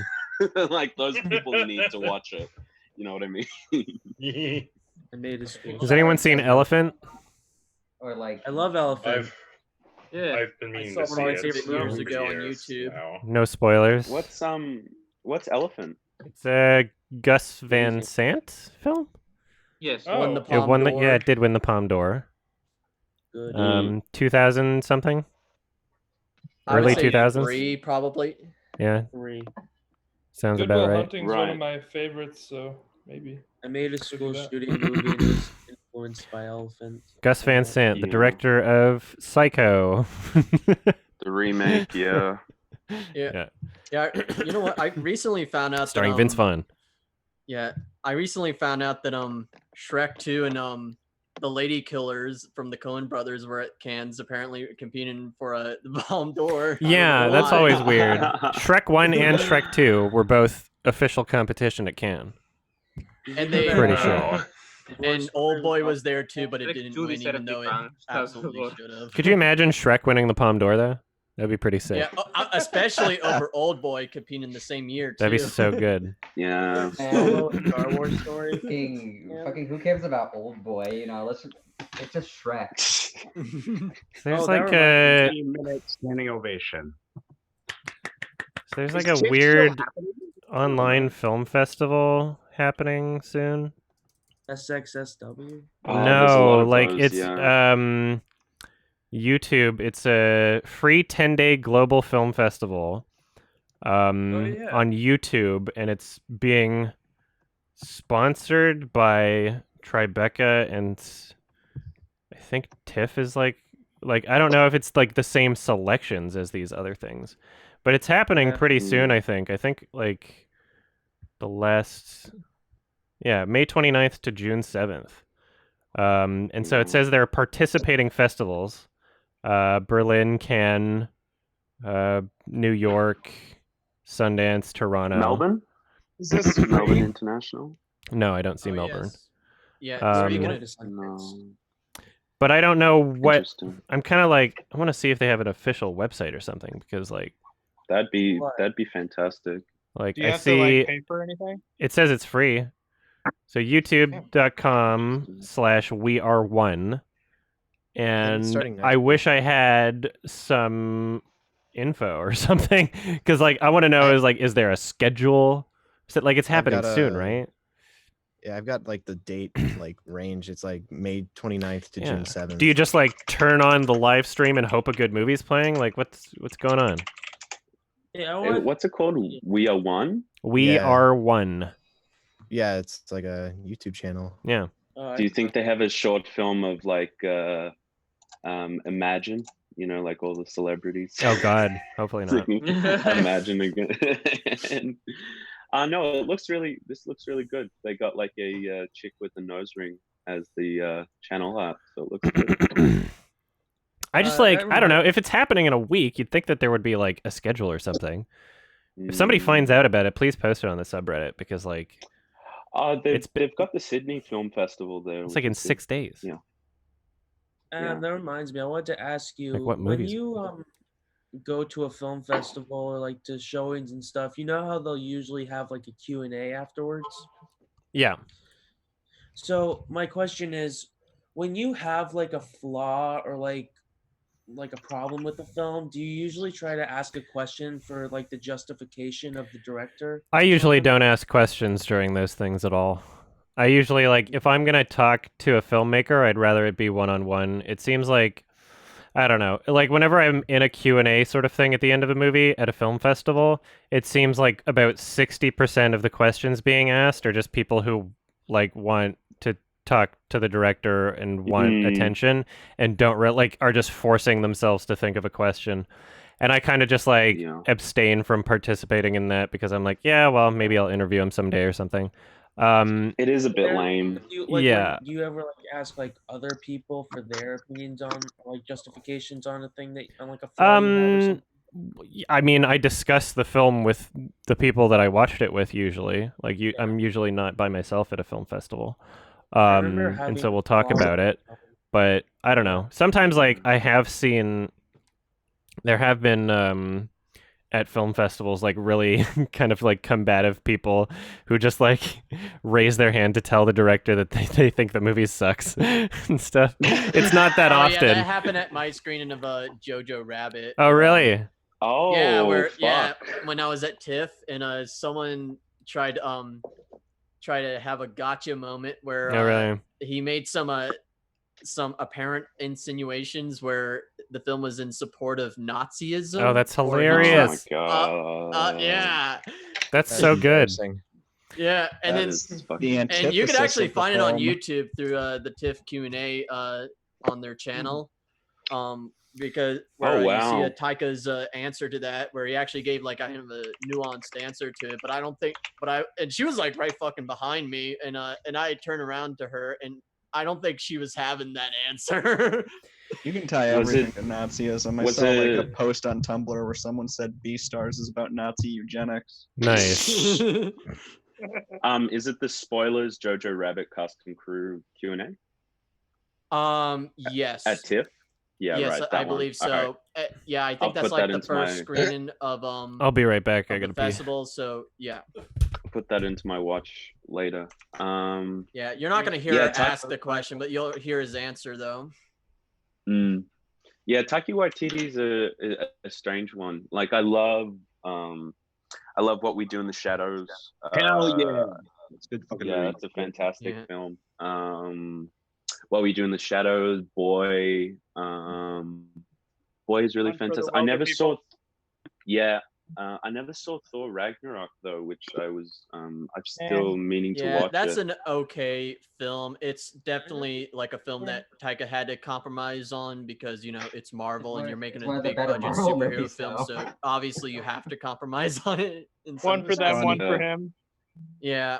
I never cared for Taika's films, honestly. I didn't really care. I didn't like Jojo Rabbit, and I didn't really care that much about What We Do in the Shadows. Yeah, you're not. Yeah, I mean, there's a ton of people who weren't really all that crazy about Jojo Rabbit either. I just. I really want to see the sub movie from that universe, the Werewolves. Werewolves. Yeah, they've got yeah, the. after well, they've got having a seen TV show What We Do in coming the out. Shadows, I would definitely That'd be be so fun. really, really interested in seeing that spin-off because they were like one of the Everyone funniest wants him parts of now, that though. film. Everyone wants a piece of him now. Like he's making a new Star Wars thing. I don't fucking know. Like so you Yeah, can't even. he's do a damn supposed. project Yeah, 'cause he's like, I mean, Yeah, he's honestly supposed to though, be like directing if a he's Star Wars film. if he's raking in that money, good for him. I honestly He don't did Thor think he could've Ragnarok. adapted the screenplay. Yeah. Yeah. I think the thing with Taika Waititi is if you're kind of not really aware of like New Zealand culture or sort of that New Zealand humor, it can be sometimes hard to really get into his films because they're very New Zealand like ethos for sure. Yeah, especially Like, like Hunt for the Wilder Boy. People. That was that had a very New Zealandish humor to it. The Flight Yeah, of the very much so. Conchords. I Flight of honestly the didn't think Conchords. Yeah, and kind of the same thing with the what was that other film that he did right before Thor Ragnarok? Hunt for the Wilder People. Hunt for the yeah, Wilder I saw that People film. I That still was a haven't good seen that. film. Yeah, that's That's pretty good. that's a pretty good film. On Hulu. Yeah, that guy from Jurassic Park was really funny in it. and so was 2016 that- list ran at him. Yeah, and No, so just was kidding. that a kid Uh, from Deadpool 2. Not until after I'm done Kimba, Lion King, and Synecdoche, which are Yeah. in order. It's is, still that's what I'm yeah, working it's on. still giving me like anxiety thinking about how much time and existential dread you must have over this Kimba thing. Like it's just so Yeah. much like the rabbit hole. Yeah, I want to be done with Like, it. but Oh yeah, but I'm proud of you. Adam, I'm proud of you. Thank This is why you. this is why I have hatred, man, because we support. Because we know it's fucking insane. So Hey, not all heroes wear capes. A lot of hatred? What? Is there a lot of hatred? For what? For what? From, like, what were you saying about hatred? Somebody said something? Nobody? Wasn't me. Somebody I said, I didn't hear anything. Oh. One thing, They're not crazy. I heard it. All right. I think I said I do have a question about that though. Do you think that a concern that you have is like people like kind of equating your Kimba video when it does come out? Like, do you think that people are gonna equate it to like those Last Jedi videos where they spend like 3-4 hours talking about the film? I think Saying, like- that there's a certain demographic of people that will look at the length of the video and immediately dismiss it without watching it. Yes, but I think Yeah. that there are enough people that watch my channel that enjoy my content and are eager for something new with, YMS in the title, that Yeah. people are looking forward to it. And like Mm. my Old Boy review was like an hour and 40, and people loved that. So Oh yeah, that was a great There's- review. There's not many people in the YouTube like film community who are doing like such academic work around like Yeah. film. There are film essays that are very academic, but they're not like going so in depth to the point where it's like it's almost obsessive. And I think that's so polished. But so polished. this In a is good this way. is something that needs that kind of treatment, because Yeah. everything Yeah, about it for is sure. just wrong and everyone's stupid. And you have Yeah, to no, like I- it's Yeah, it's no, like the entire narrative just has so much bullshit behind it that in order to effectively provide a counter argument, you have to address every single one of these claims that are just complete bullshit, because there's just so find it many kind of of- it. There's I find there's the so many idea of these claims, and they just stack on top of each other, and everybody just believes every Yeah. single thing that's said about it. So Yeah, it's definitely needed in the sense of like getting rid of the cultural appropriation thing, getting rid of the similarities around Kimber and the Lion King. And yeah, like I feel like you're definitely gonna poke a hole in people that feel like superior for not liking the Lion King, because they're like, well, Kimber did it first, and it's like Maybe. you're just gonna fucking like I hope there's so. gonna be people that don't give a Everyone shit watch it. about what I said because their mind's already made up. But Yeah. That's Oh yeah, god, pretty I much. hate those like people I'm are, like, hoping literally the worst. if I can do anything with the review, it's not really even just about Kimba. It's like there's a larger philosophical element at play in terms of like what people consider to be plagiarism, what people consider to be a coincidence, right? When like common tropes exist and artists, either whether consciously or not, borrow from each other. Like it's a cumulative process involving like every piece of art throughout history, right? And so to even imply that Disney owes Kimba the revenue from The Lion King, like that the success of The Lion King is rightfully Tezuka Productions, is just a fundamental misunderstanding of A, how art works, and B, what kind of a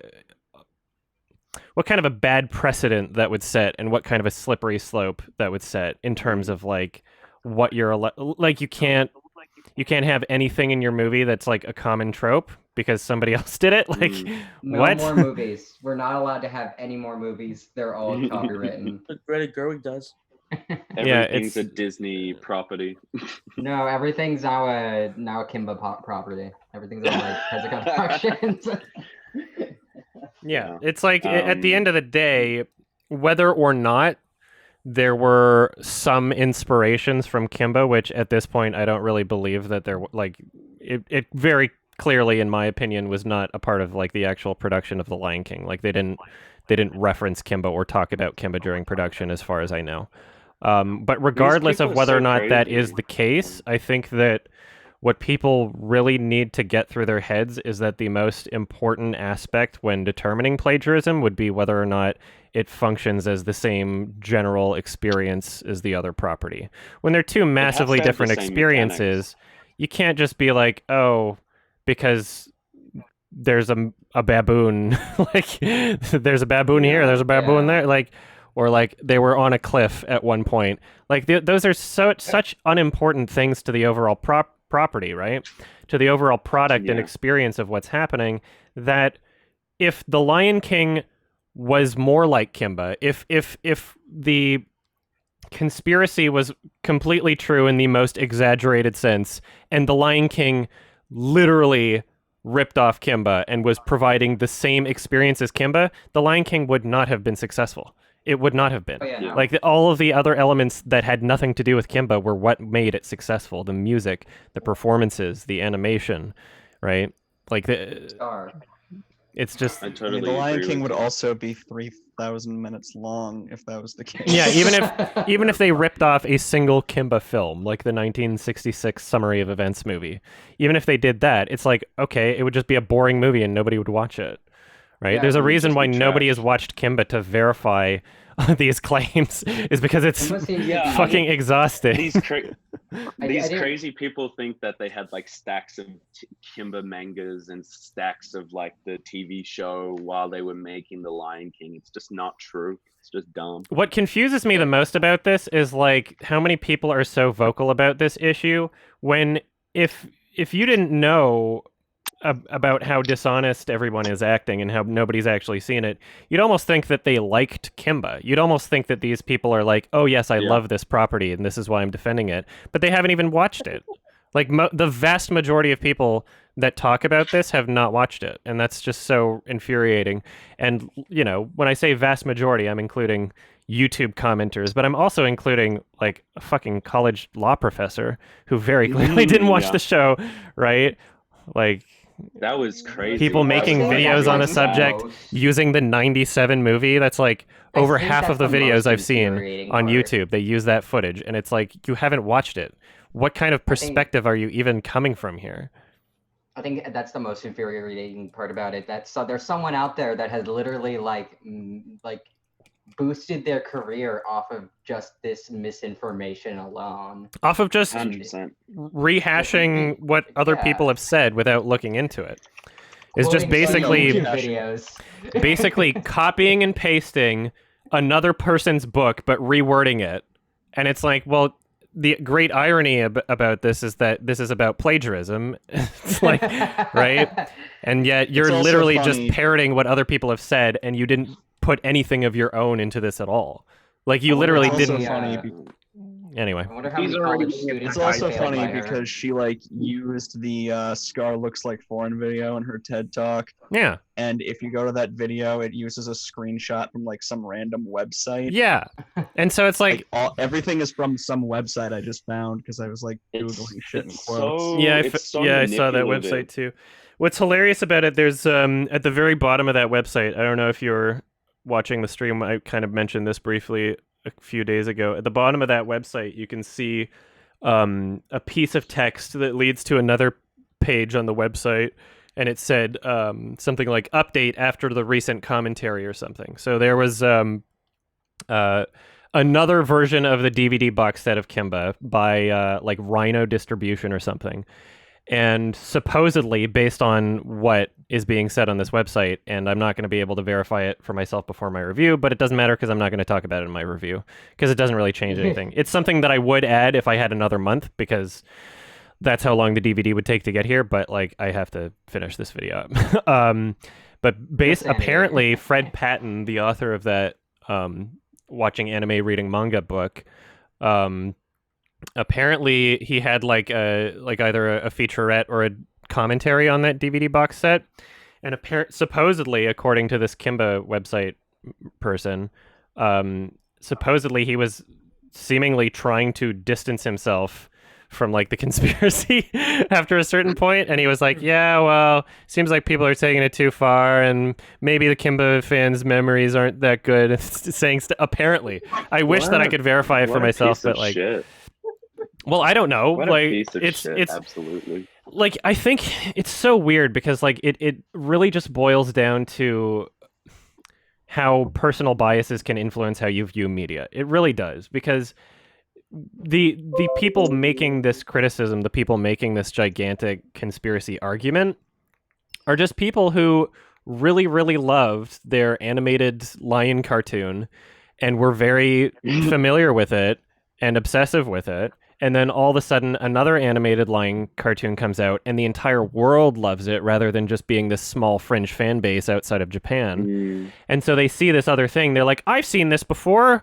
It must have ripped it off. When in reality, it's like they're just ignoring that these two experiences are wildly different. And so them being the only ones that were like familiar with Kimba, they're like, well, this is immediately what I associate with a lion standing on a cliff, or a lion main character with a baboon friend, or like a villain with darker fur and a scar on his face.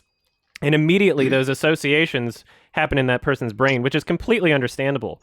And I totally get why a gut reaction to that sort of discovery would lead to one believing that it must be plagiarism. You really actually have to think about it. You really actually have to delve into it and try to break it down before you realize how bullshitty it is. It's really one of those things where, like, on surface level, of course, like, who wouldn't believe that? You can see two shots next to each other, they look the same. But then you actually think about, like, how art works and what common tropes are, and, like, how every single one of these are just logical progressions, right, that exist. Like the surface level reaction to it is so manipulative to the point where it's like, I just looked up, I was like, oh my God, BuzzFeed probably has an article on this about it. And BuzzFeed does have an article about it. And the first thing is the frame by frame of the meerkats standing up.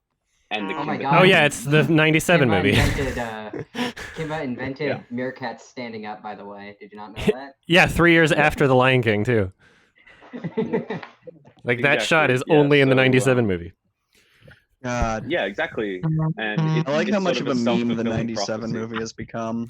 It's so infuriating because, like, either the Kimba people that decided it was okay to compare the 97 movie to The Lion King, they were lying to themselves. They were looking for more reasons to be like, because they probably saw the opening scene of the 97 movie and noticed those similarities between The Lion King, of which there are obviously similarities. They probably saw that and then couldn't force themselves to believe that it was possible that Kimba was borrowing from The Lion King in any way.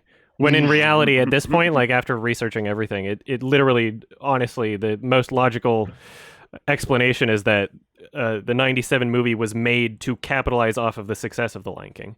But these people that decided that it was okay to use those in comparisons against The Lion King, they were just telling themselves that it was like, oh yeah, well, this movie was in production in the 80s.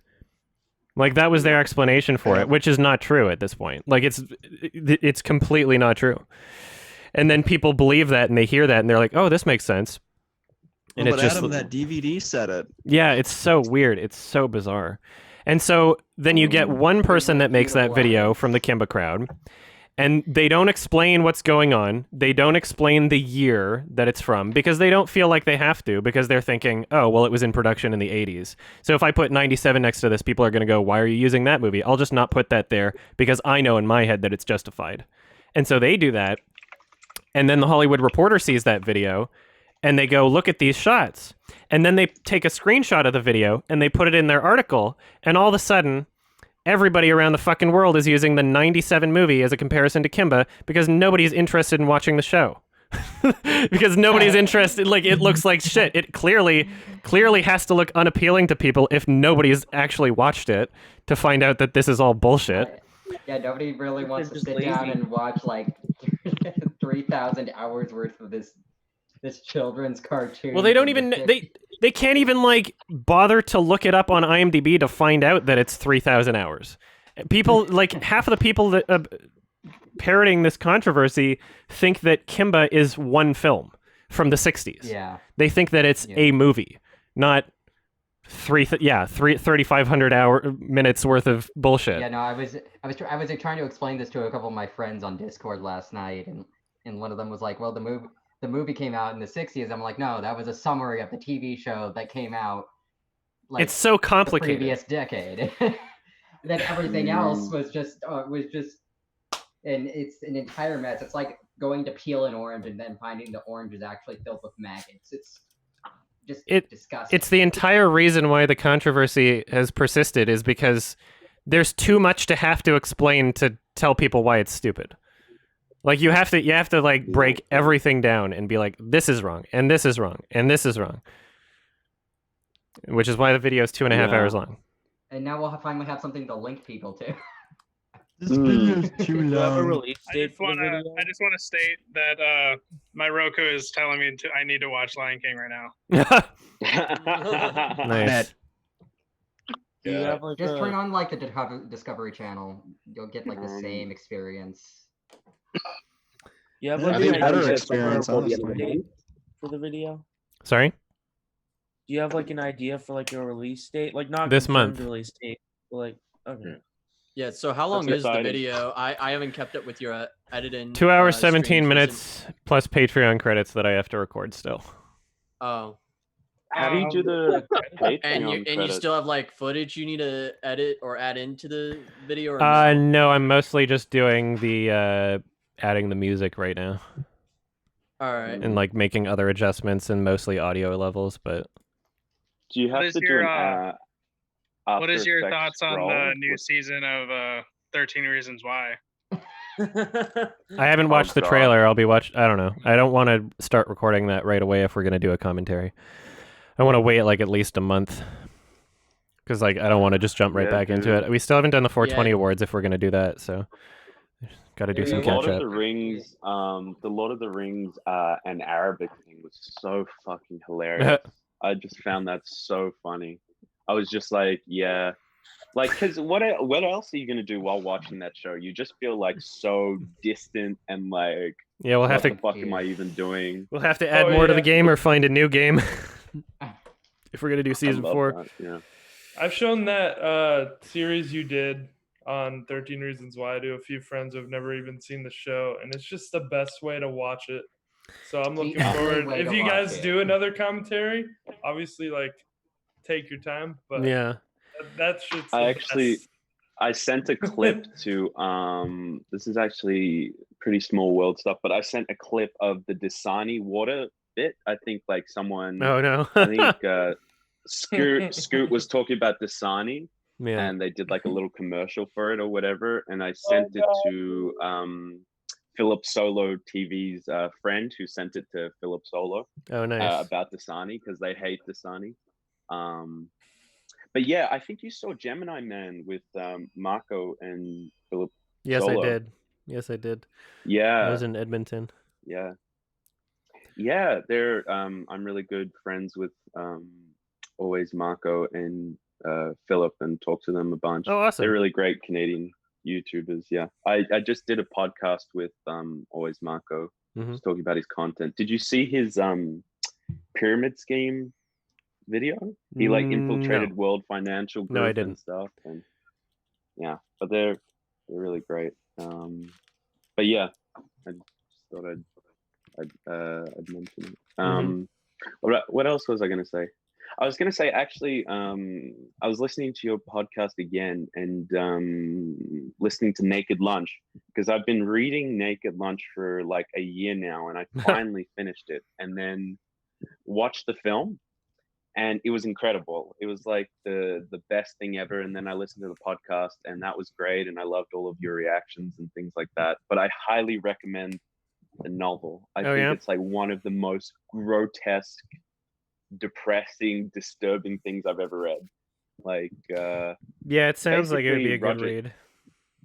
Yeah, Roger Ebert was saying that even though the film is like pretty grotesque, like the asshole and all that stuff, and the blood and everything like that, the novel is even more visceral in that sense, with like its gore and its themes. And but yeah, I really love Naked Lunch. I've been on like a David Cronenberg binge. You said Naked Lunch was like your favorite out of his films. What other films have you seen? Yeah, I wasn't huge on The Fly. I somewhat mostly enjoyed History of Violence. Wasn't huge on Eastern Promises. Not like huge on Scanners? his newer movies. I haven't seen a bunch of his like let's see what I haven't seen. You see Videodrome? Yeah, I saw Videodrome. I remember enjoying it, but it's like it was so long ago that I wouldn't really be able to say how I feel about I it. recently What about Scanners? Scanners? No, I haven't seen it, but I've seen the head blow up on YouTube. Everyone has seen the head blow up. Yeah. Yeah. I have not That's seen actually- Scanners, but I've seen that. The funny What if The somebody funny has thing seen- about Scan is that sort of like scene, like with telepathy and like political sort of telepathy or whatever, is a big theme in Naked Lunch, like the novel. There's like a one really big section of it about like 20-30 pages about that, and David Cronenberg seems to have been really influenced by William S. Burroughs and the Beat Generation. And, Did like telepathy anybody stuff. see his son's newest movie, Possession? I Yes. think. No, I saw it at I haven't seen Sundance. it. Is it called Possessor. Possession? Any good? Possessor. Possessor.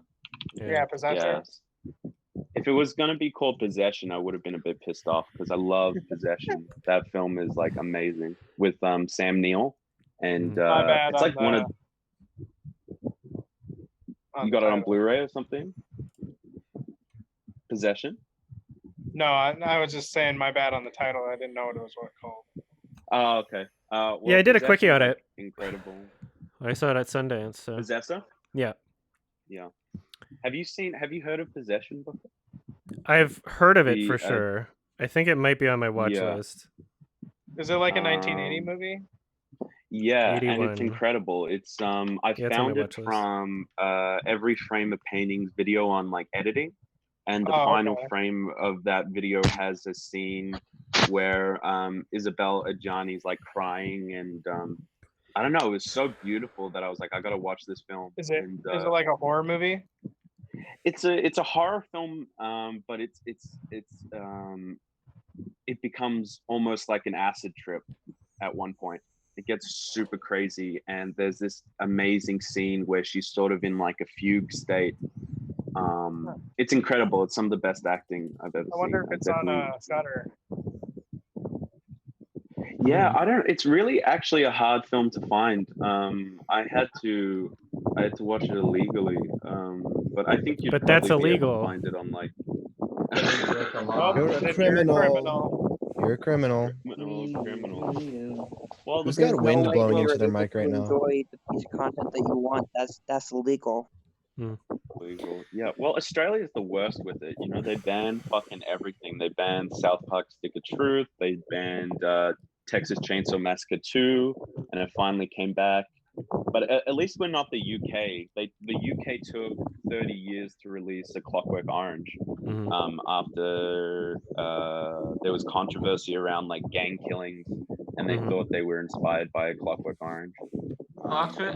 Actually, Kubrick was the one who banned it from the UK. Yeah, he Caleb, filmed is so there bad. stuff coming through your mic? Is that your mic, Caleb? Is it a fan in your room? Maybe. Yep. I tried Got to it. I don't. Maybe. Called out. Snatch. I'm dying. I didn't sleep much at all. I'm sorry. All are. I think we all are, sir. Synecdoche. Synecdoche. It's I good, finally watched Synecdoche. where I am right now. I finally watched Synecdoche, and it was like such an emotional experience I had with it. Like, Did you only see it once? I don't know. Yeah, I've only seen it once. I definitely need to watch it again. Then you haven't watched it. Understandably. Yeah, I tried Then showing you my haven't brother. watched it. So what you're saying is you're a liar. I tried showing my brother the movie, and he really hated it. I the first time I watched Synecdoche, New York, I've only seen it once, and I really want to see it again. But like, when right when it ended, I had like an existential crisis. I'm not even kidding. Yeah. Yeah, of course. I can do that. I was just laying in my bed, and I was just like, I couldn't speak. I was like, fuck, like, god damn. I literally, I couldn't do anything. I was like in an existential crisis. I was freaking out. It's like, oh my god. I had Like, I no was- idea what I just watched when I first saw it, and now I need to see it again, and I'm going to because I've been on a kick of watching Charlie Kaufman's movies. Yeah, I watched Being John Malkovich, and then which was my first time seeing that, and then Adaptation, which was my first time seeing that. I've been Man. on What about Anomalisa? Then Eternal Sunshine. I watched. What'd you think of? 2 days ago for the second time, and I loved it like it really clicked with me the second time, which I think The second time, yeah. Yeah, I'm hoping which will happen with. I gave it a 5 out of 5 right there on. Yeah, Letterboxd. no, I had a similar experience. I watched it like 4 years ago when I was like 14, and now that I'm 18, I finally like the second time I watched it with someone like I really cared about, and it was such a lovely experience. It's like really such a great movie. Yeah, yeah, and it's really heartwarming. And I watched Adam's Synecdoche reviews right after I watched Synecdoche, New York the first time, and it's still, I was just like, what? I missed all of that. And then so I just rewatched them like last week, and now I'm going to rewatch the actual movie like today or tomorrow or something. Hey, Adam. Yes. Do you know anything about his newest movie, Chaos Walking? Well, there's 2 new movies. There's Chaos Walking, which is very clearly his paycheck movie because like it's based on a previous property, and I guess he like I don't know how much he did with the script, but his name's on it. I'm excited for that. It was postponed again. It was supposed to come out in January, and then they postponed it to January 2021, which is hilarious. And this was before like any coronavirus stuff was shutting things down. Completely unrelated. Completely If they were smart, Lionsgate, they should just release it digitally. This is the only way they're going to make money is if people are bored at home and have nothing to do.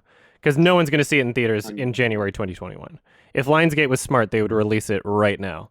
And then there's another movie that he's doing, which is for Netflix, which is based on Ending Things. Yeah, I'm thinking of Ending Things, which is like based on a novel by some Canadian guy that I don't know.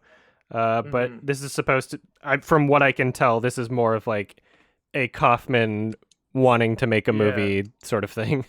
And I think it's got Tony Collette. Yeah, he's directing it too. Yeah, he's directing it. He did everything. Screenplay, Charlie Kaufman. Yeah. Director, writer, co-producer. That's one. Like Tony Collette. That's one that I'm like legit hyped for. Chaos Walking, I'm also legit hyped for because it looks terrible.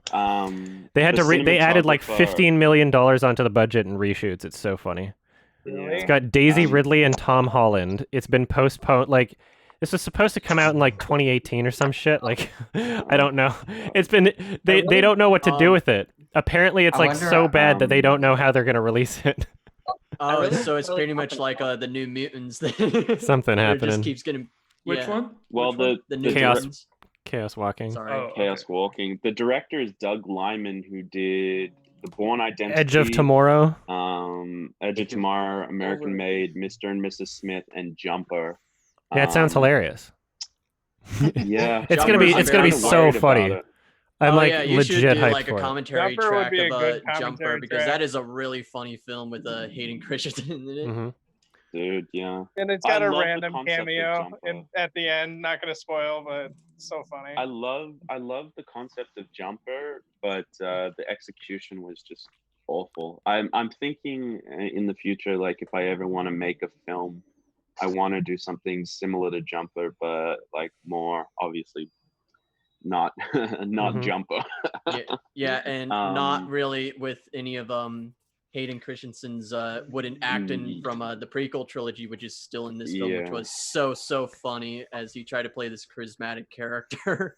Has anybody seen Eagle Eye with Shia LaBeouf? I have. It was I think it was okay from what when I last watched it like a few years ago, but if I haven't seen were to it, but rewatch it, if I were to rewatch it now, I probably would not like it. I'd probably give it like a 3 or 4 out of 10. My brother texted me one day and said it was like the funniest thing he'd ever seen. So I'm thinking of there's maybe a lot like of funny points diving in. in. Shia LaBeouf is pretty funny in it. I just saw a lot of Shia LaBeouf movies that are pretty underrated in terms of. I just saw Honey Boy and I was pretty underwhelmed by it. To be honest. I thought it was good. Yeah, Honey Boy. I'm not a big fan of Shia LaBeouf at all. I find him really repulsive. I can appreciate his like story in general, just like his life and everything, but like I don't know. I wouldn't consider it being that interesting. Yeah. I think people are trying to make Shia LaBeouf into this like Robert Pattinson, where he's like, oh, he was shit before, now he's an amazing artist. Yeah, like he was good in Fury. The Safdie brother. Oh, Yeah. Hmm. I don't think Right. he's very good at all. I find him really repulsive. I thought he was I don't good think in he's Honey great. Boy. He was good in Honey Boy, though. I thought that was my favorite performance I've Oh seen yeah, him. for sure. Yeah. And it seemed like very personal to him, Yeah. especially him playing his Yeah, dad. I think he movie wrote wasn't the all that script great. for the film. So Yeah. it was... Right. I just didn't think the movie was all that great. Coming back to I'm thinking of ending things. The cinematographer for that. Sorry. The cinematographer for that one is the same as Ida, which is going to nice. be interesting. Ida. Cold War, the Hereafter, Joanna, the Higher Frontier, and the music Awesome. is being done by this guy called Jay Wadley. Did the music for a bunch of stuff I've never heard of. Can you believe that this is like Charlie Kaufman's third time directing a movie? It's crazy, right? Yeah. It's crazy. It's like this is. Does anybody know what is going on with the Black Dynamite movie crew, the new one? Oh, I don't know. No. What is that? I'm sure it's still happening. Forget Outlaw something? forget what it's called already. Outlaw Johnny Black, I think. Yeah. Yeah, that. I'll watch it. I was one gonna thing, ask Adam. you. I was gonna ask you, Adam, your opinions on Wong Kar-wai. Have you seen any of his films? I think I was asked this before, and I might not have, even though I have a bunch on my watch list. Let's see. I would say his best work is In the Mood for Love. That's like his masterpiece. Yeah, that's what I hear. I just picked up Ashes of Time, which is like his kung fu action film, like the only one he's ever done, and apparently the redux of it is the better version. But yeah, I watched Chucking Express, and Yeah, then those two. That's on Criterion. Chucking Express. Yeah, it goes Chucking Express and then Fallen Angels, because originally the story of Fallen Angels was gonna be in Chucking Express. Oh, really? But the movie was too long, and so they made a whole another film. But it's very yeah, I've got a bunch on my watch French list. New Wave. It's very French New Wavy to the point where it can get sort of excessive, especially Chunking Express and Fallen Angels. But I like Chucking Express, but I felt like he was just trying to do Jean-Luc Godard. But I very much prefer Fallen Angels for what it is. But In the Mood for Love is where he really comes into his own. Like, I think it's incredible. And I loved Lewis Bond's essay on it, cinematography on Wong Kar-wai. I really miss that dude, man. Like, he moved his channel. I think he moved his channel with his girlfriend, and he made a whole new channel. And then he was going to come, I think he was going to come back as Lewis Criswell. But now it's sort of, I don't know what's happening with it. But There's I a love that guy's handful of creators in that same genre that have just completely stopped doing things. Yeah, like Every Frame of Painting, Lewis, Captain Christian. Yeah, he was amazing. He was so amazing. When he was talking about like Spawn and everything like that, he had such great stuff to say and introduced me to so much. I'm gonna end the hangout pretty soon, and either take a nap or just get right back to editing. I don't know yet. Did you ever get around to watching? I saw it on your watch list like last year. I think is when I bought it on Blu-ray. It was a movie called Bird Boy and the Forgotten Children. Bird Boy. Yeah, it was on your watch list. It was an animated movie. Prequel to Birdman? No, it's an animated Spanish movie. Bird Boy, The Forgotten Children? Yeah. Okay. Yeah, that's on my watch list, but I haven't seen it. Doesn't seem like it. It's an interesting movie. I just love I'm a little bit obsessed with color and in like just stylistic animation. So I saw that at Walmart. I'm like, what the fuck is this movie? Yeah. And I looked it up. It looks like Hollow Knight. Yeah, that's actually why because my partner at the time was really into Hollow Knight, and anyways, I picked it up and checked it out, but I kind of have mixed feelings about the movie, but like overall, I love the animation style, and I would love to get your take on it if you ever get around to watching it. As Adam, sorry. Oh, you go. I actually have to go now, Adam. So I wanted to ask you Mhm. Of your thoughts on Tenet. Oh, well, I don't know. It's not out yet. No, It's, but there was a trailer, so yeah, I just wanted to know if, like, your the new trailer came out. I don't feel like I learned that much more about the movie. I feel like it revealed about exactly as much as the teaser did, so I wasn't really blown away by it. It looks like it could be like kind of fun and goofy. I'll probably enjoy it. It looks like it's kind of funny that Christopher Nolan keeps doing this whole like time motif. Like I get like every single one of his movies involves like time, which is really weird. And then he like like tries to he's- frame it as if they're like different when it's like not really too different. Yeah, I don't know. It looks I like it'll feel be like- another like it looks closer to Inception than his other movies. I guess. feel like he's almost coming to the point of self-parody in a sense. In a way. Like, it's getting so. Some people think that Tenet is the sequel to Inception. Some people think that. Yeah. I think it would be I mean, marketed yeah. that way if that was the case. Well, maybe there'll be like a twist, like in. Yeah, Split, maybe, like- but I wouldn't count on it. Yeah. Just everyone just figures out that instead of Christopher Nolan being the director, it's M. Night Shyamalan. I feel like Christopher Nolan. Really appreciate I it. feel like people don't understand like that. Oh, see you, dude. Bye. Bye. Thanks for hanging out. See ya. See you, man. I feel like Christopher Nolan is like that director that if you just get into cinema, you think he's like the most amazing person ever. But in reality, it's sort of like he's done great stuff. I'll definitely say that. But it's coming to the point where it's like, okay, we know who you are and you're doing the same thing over and over again. Yeah, to an extent. I don't know. I feel like if he wasn't such a household name, then there wouldn't be as much pushback in terms of his legitimacy. If he was not as well known, and if everybody on the planet didn't know who he was, I think that the general consensus would be like, oh yeah, he's this crazy, like underrated, like genius or whatever. And I think his flaws would be Yeah. a bit more forgiven in that sense. But because he's put on the same scale as like Hitchcock at this point, by a lot of Yeah. people, because of that, I think that's why, there is that like apprehension to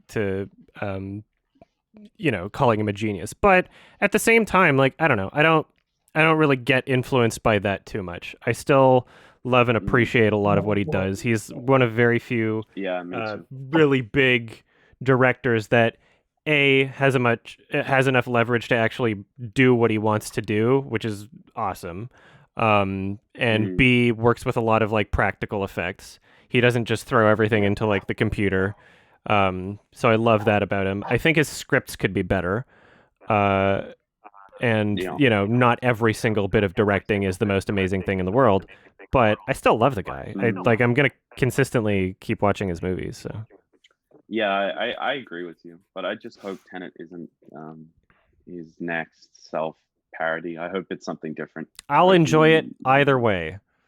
It's either going to be hilarious Well, because yeah. it's a self-parody. Yeah, like It seems like it'll be a bit goofy, but I mean, that it wouldn't be the first Christopher Nolan movie that's a bit goofy. So yeah. Adam, would you Have recommend? Oh, sorry. Have you seen that? I think it's a 2017 movie called Columbus. Columbus. Let's see. It's made by a YouTuber, I think, named Kanata. Let us see. got It's got John Cho. John Cho. It's on my watch list. I haven't seen it yet. Oh, I've heard of this. Yeah. Yeah, it's like supposed to be like a thriller or something. Not really a Mm. thriller. It's more Okay. like of a drama, I would say. Okay. It's got really good cinematography and nice production. I would say. Yeah, I'm interested to reminds see what me- John Cho's range is, because it looks like he's getting more serious roles now, and I'm like, kind of want to see what Yeah, his didn't- capabilities are. I don't know if he's ever like doing that- fully shown his true power level. Isn't he doing that Yeah. Power level. Netflix movie, that TV show or whatever? It's gonna be. A Oh, I movie? don't know. He was good in It's, Searching. what was it? Cowboy Bebop. Searching. Yeah, that was good. I watched Searching on your recommendation and I really loved it. Like I thought it was just like what Unfriended should have been. Yeah. Completely. It was Yeah. like it was really good, just really well done.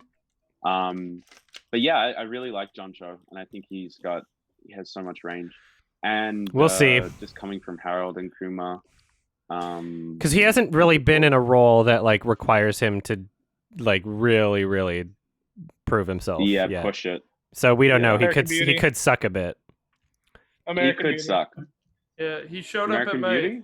he showed up at the screening of that movie that I went to of Searching, and he threw me some Reese's Pieces, so that was pretty cool. Nice. Yeah. Hey, did he throw them at you, or did he just Yeah, give them? he was walking through the crowd throwing candy. Fuck and this stuff at guy.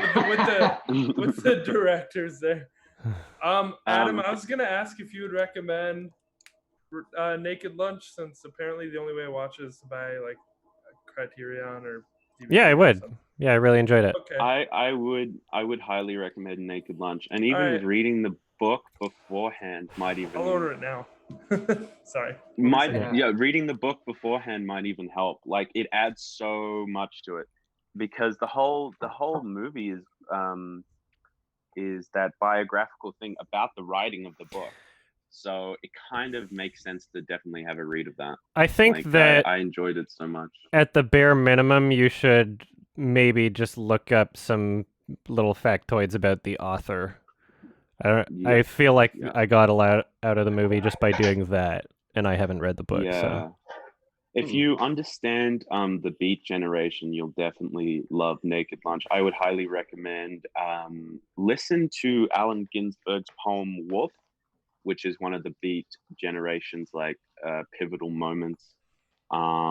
There's a really great animation that goes with it on YouTube. I can put the link in. Okay. I know nothing about the movie at all because I don't watch any Sardonicast coverage of any movie I haven't seen. So I didn't. Right.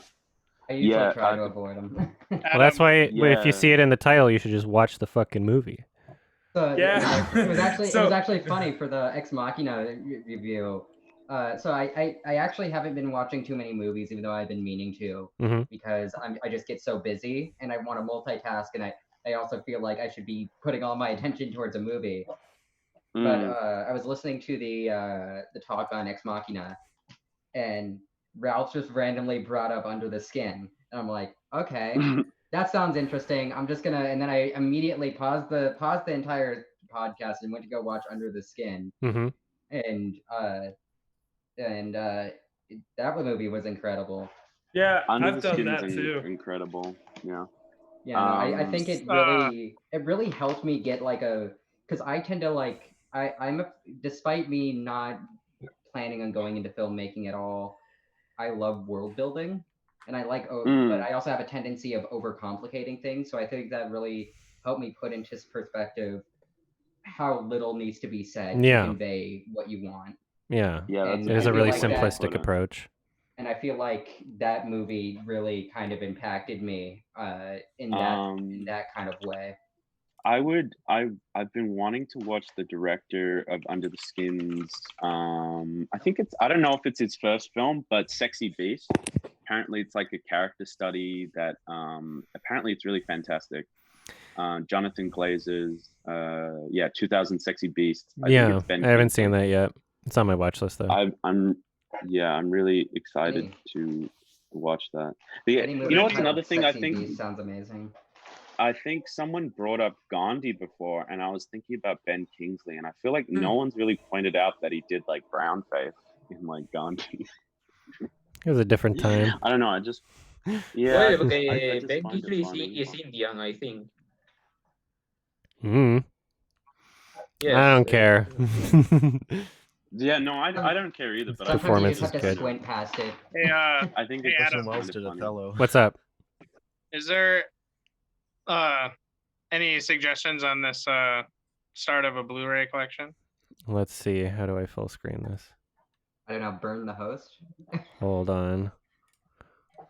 I gotta figure out how to see this properly. How do I do this?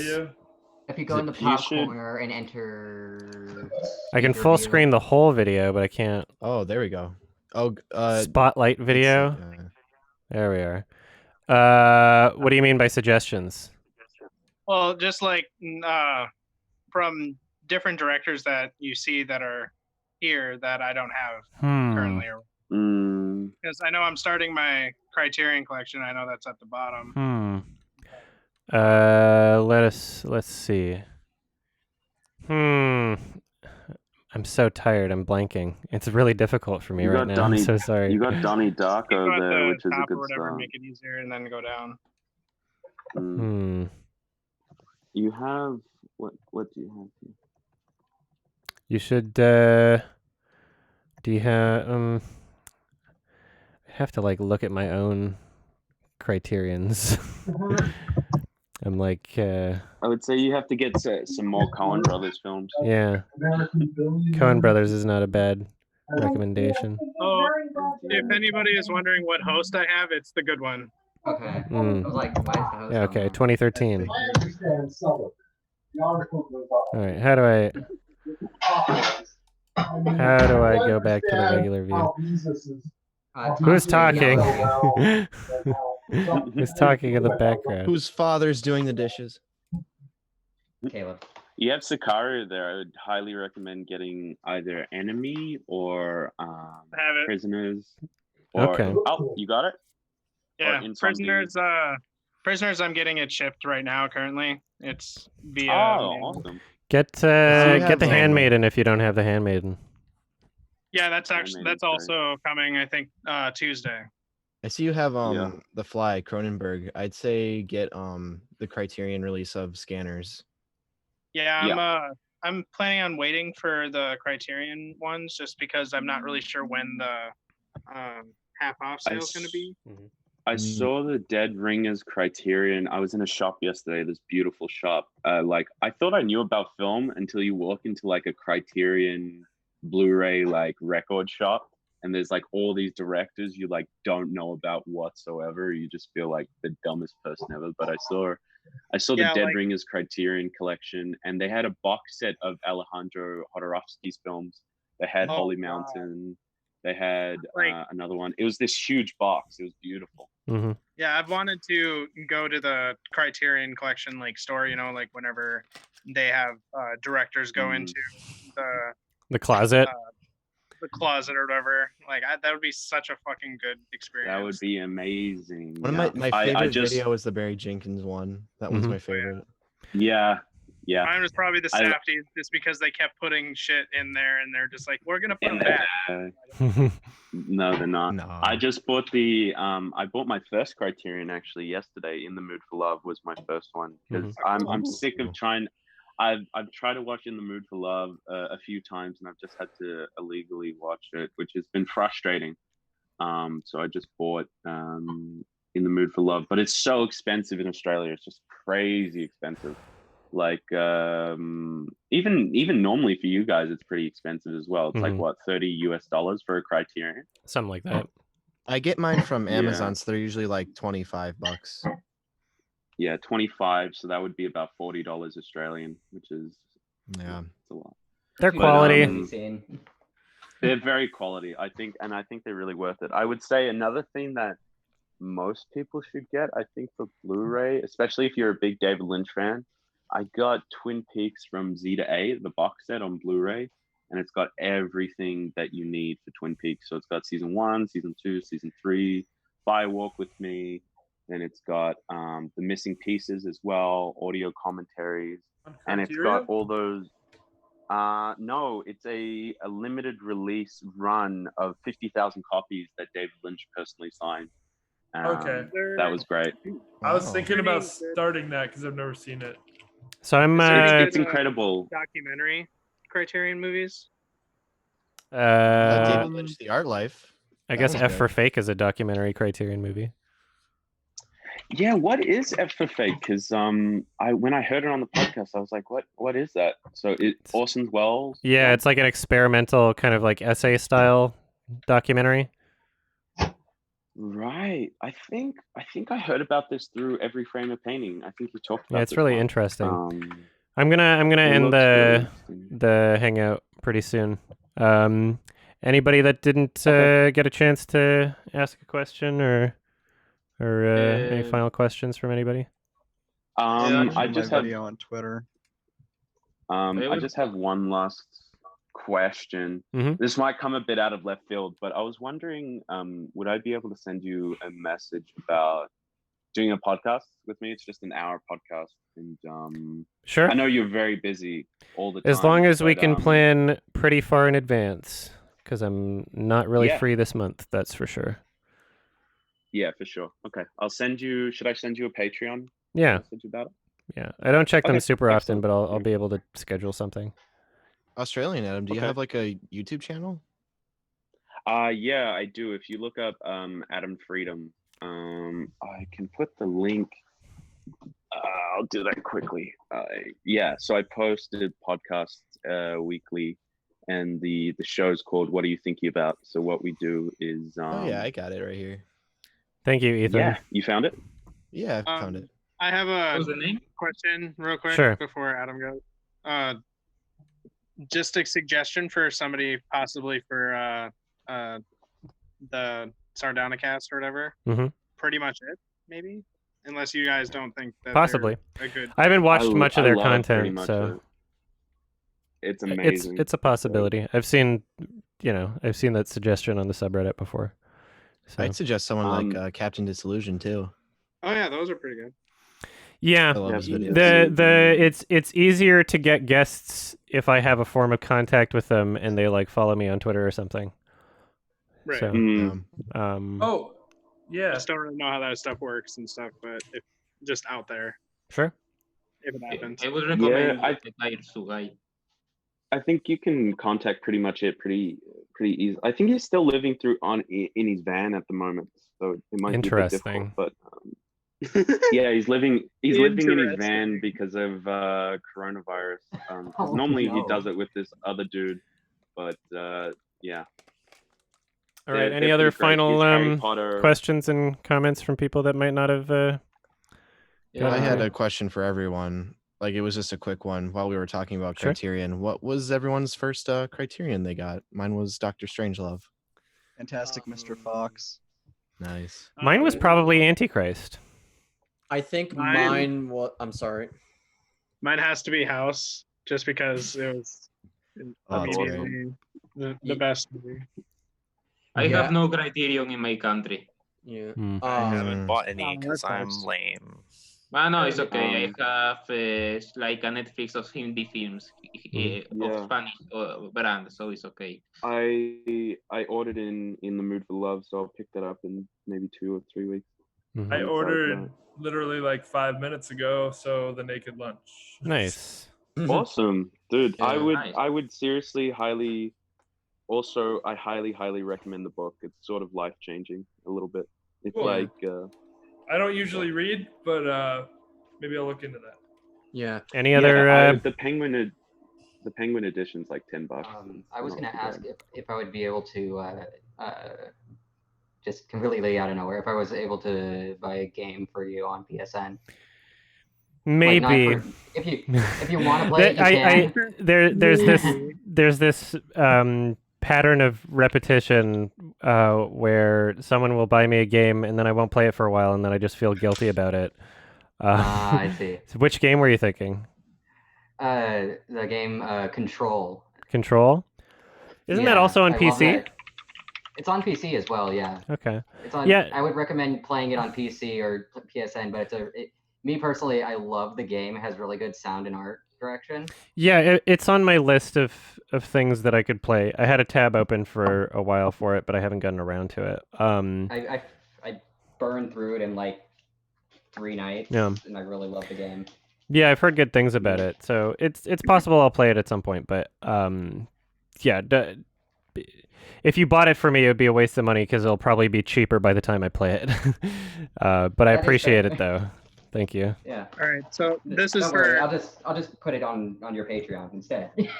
Thank you. This is for everyone. If you haven't seen this movie yet, it's on Amazon Prime. James White, please. Yep. I just got this today. Oh yeah. Such a I good have it fucking in my movie. watch list. It was on my 2015 list. Yeah. Yeah. Man, I wish I'd known about that a few hours ago. Today on Amazon, I watched Alien Covenant. Oh god. Just because I was watching all the Alien movies. It's bad. Yeah, I watched that in theaters and felt like crying. That was probably my favorite theater experience. Any other final questions and comments before I go? Yeah. Just throwing that out there. Yeah. I just wanted to say, like, I appreciate everything you do.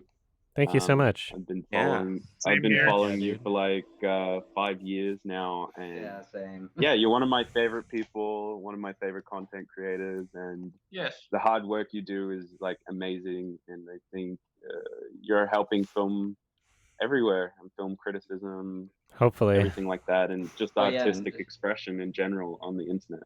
Yeah, Thank you so much. Like you and I actually took like an Yeah. entire. I actually took my intro to cinema class because I just how invested into film I got because of your videos. Thank you. I appreciate your support too. Thank you so much. Yeah, pretty much. I was saying pretty much all of that yesterday in the Twitch, in the Twitch chat. Mm-hmm. Any anybody that didn't get a chance to ask? Well, just a final thing. Mhm. The other day, I think, the other chat, you were talking about Michael Moore. Oh yeah. At some point. There is a YouTuber, Carruth, Oh, yeah. who makes a video commenting on the problems of Psycho. Oh, He's really? a leftist, so Is it's it not a like crazy. okay? Yes. How recent is this video anyway? Like 3 months ago, I think. Okay. I will add it to my watch later list. And I don't see it. Where the fuck? What is the video called? Wait a second. Because I'm aware of that YouTuber. Carruth con. You wait. Okay. Let's see. You said 3 months ago? Well, no, I don't remember, but it's not very. It's not very old. Do you know what the video title's called? Yes, what Americans don't understand about public healthcare. Okay. Okay. Yeah, pretentious the title, but it's I will informative. add it to my watch later. Okay. Yeah. Oh man, that comment section must be a disaster. Yeah. We'll see. I feel By like the Michael way, Moore's done like a completely like 180. Like it's kind of crazy. What do you mean? With his new film, he's kind of like anti-renewables now. Depends how you look at it. Did you watch it? No, but I've been watching a lot of commentary on it, and I've seen a lot of clips about it. I mean, a lot of Geordie's has a video on it. Oh, really? I should Yeah. check that out then, because I I'd be interested in seeing some counter arguments to it. Yeah, he's like, I don't know, he's using footage from like 2010, and Friendly Geordies just keep saying this is not relevant. This is not relevant anymore. It's funny And, because like, Michael it's Moore didn't even direct the movie. He just like promoted it on his YouTube channel. Really, I think he produced it technically, or maybe distributed dog's it, here. but he didn't actually Hey, direct it. Adam. Yeah. Say hi. Did you by chance hear anything about the new JJ Quintel show that's coming on HBO Max? Who's that? called Close Enough. It's the guy who made a regular show. Oh no, I haven't heard anything about it. Yeah, it's like a adult version of regular show, I would say. Okay. in a sense. Interesting. I'll check it out at I some watched point. Pretty Midnight good. Gospel, It and looks that pretty was good. pretty amazing. All right. Pendleton Ward's. Did anybody Duncan Castle thing. anybody not feel like they didn't get a chance to ask anything, or everybody good? I bet Yeah, you get I- oh, sorry. Yeah, so I did have a question. So if TIFF ended up having their film festival this year, would you go or no? I don't think it's happening. I think it's. Like, if say for the sake of art, I guess It would depend on what sort of precautions are being made and whether or not I would feel safe on an airplane going to Toronto. Yeah. And like what could they even fucking do to I don't know. Like I don't think it's happening this year. it might. I have no idea. I don't think that a film festival isn't something that I could see reasonably happening safely. So I don't know. I was gonna say I bet you get like constant or suggestions of who should be on the podcast, but I think I mentioned it once before. I know he's a fan of yours, and he worked with I Hate Everything once. Cat Icarus. I think he would have a lot of cool opinions on movies Oh, yeah. if you guys discuss stuff with him. Yeah, I wouldn't mind that. So just a recommendation. But, Yeah, we'll see. There's a And lot. he There's said a he- lot of time. There's going to be more Yeah. episodes. And he said he'd be interested, I think, because I asked him on like a Mhm. Q&A once too. Okay. All right. I think I'm going to take a nap. Is there anybody that didn't Yeah, you get a definitely chance need to ask a question or anything? Everybody feel good? No, that was fantastic. That was awesome. Thank you. Sorry Thank you so much. Sorry for starting it so late. I just completely goofed up. No problem. Yeah, no. I was editing a Congrats on long that. time. Right now, I couldn't Send me a Twitter message. Don't have any nightmares of Kimba, Jesus. I'll try. Yeah, we'll see what happens. Yeah, we'll well, see. if I can't sleep, I'll just be editing again. We'll see what happens. Anyway, thanks Oh. everybody for Congrats. hanging out. Thank you so much for your support. Thanks to you. And I'll Bye. You try have to a make good rest, sure. Adam. Thanks for letting me be here. Try to make sure I remember next Adam. month. Bye.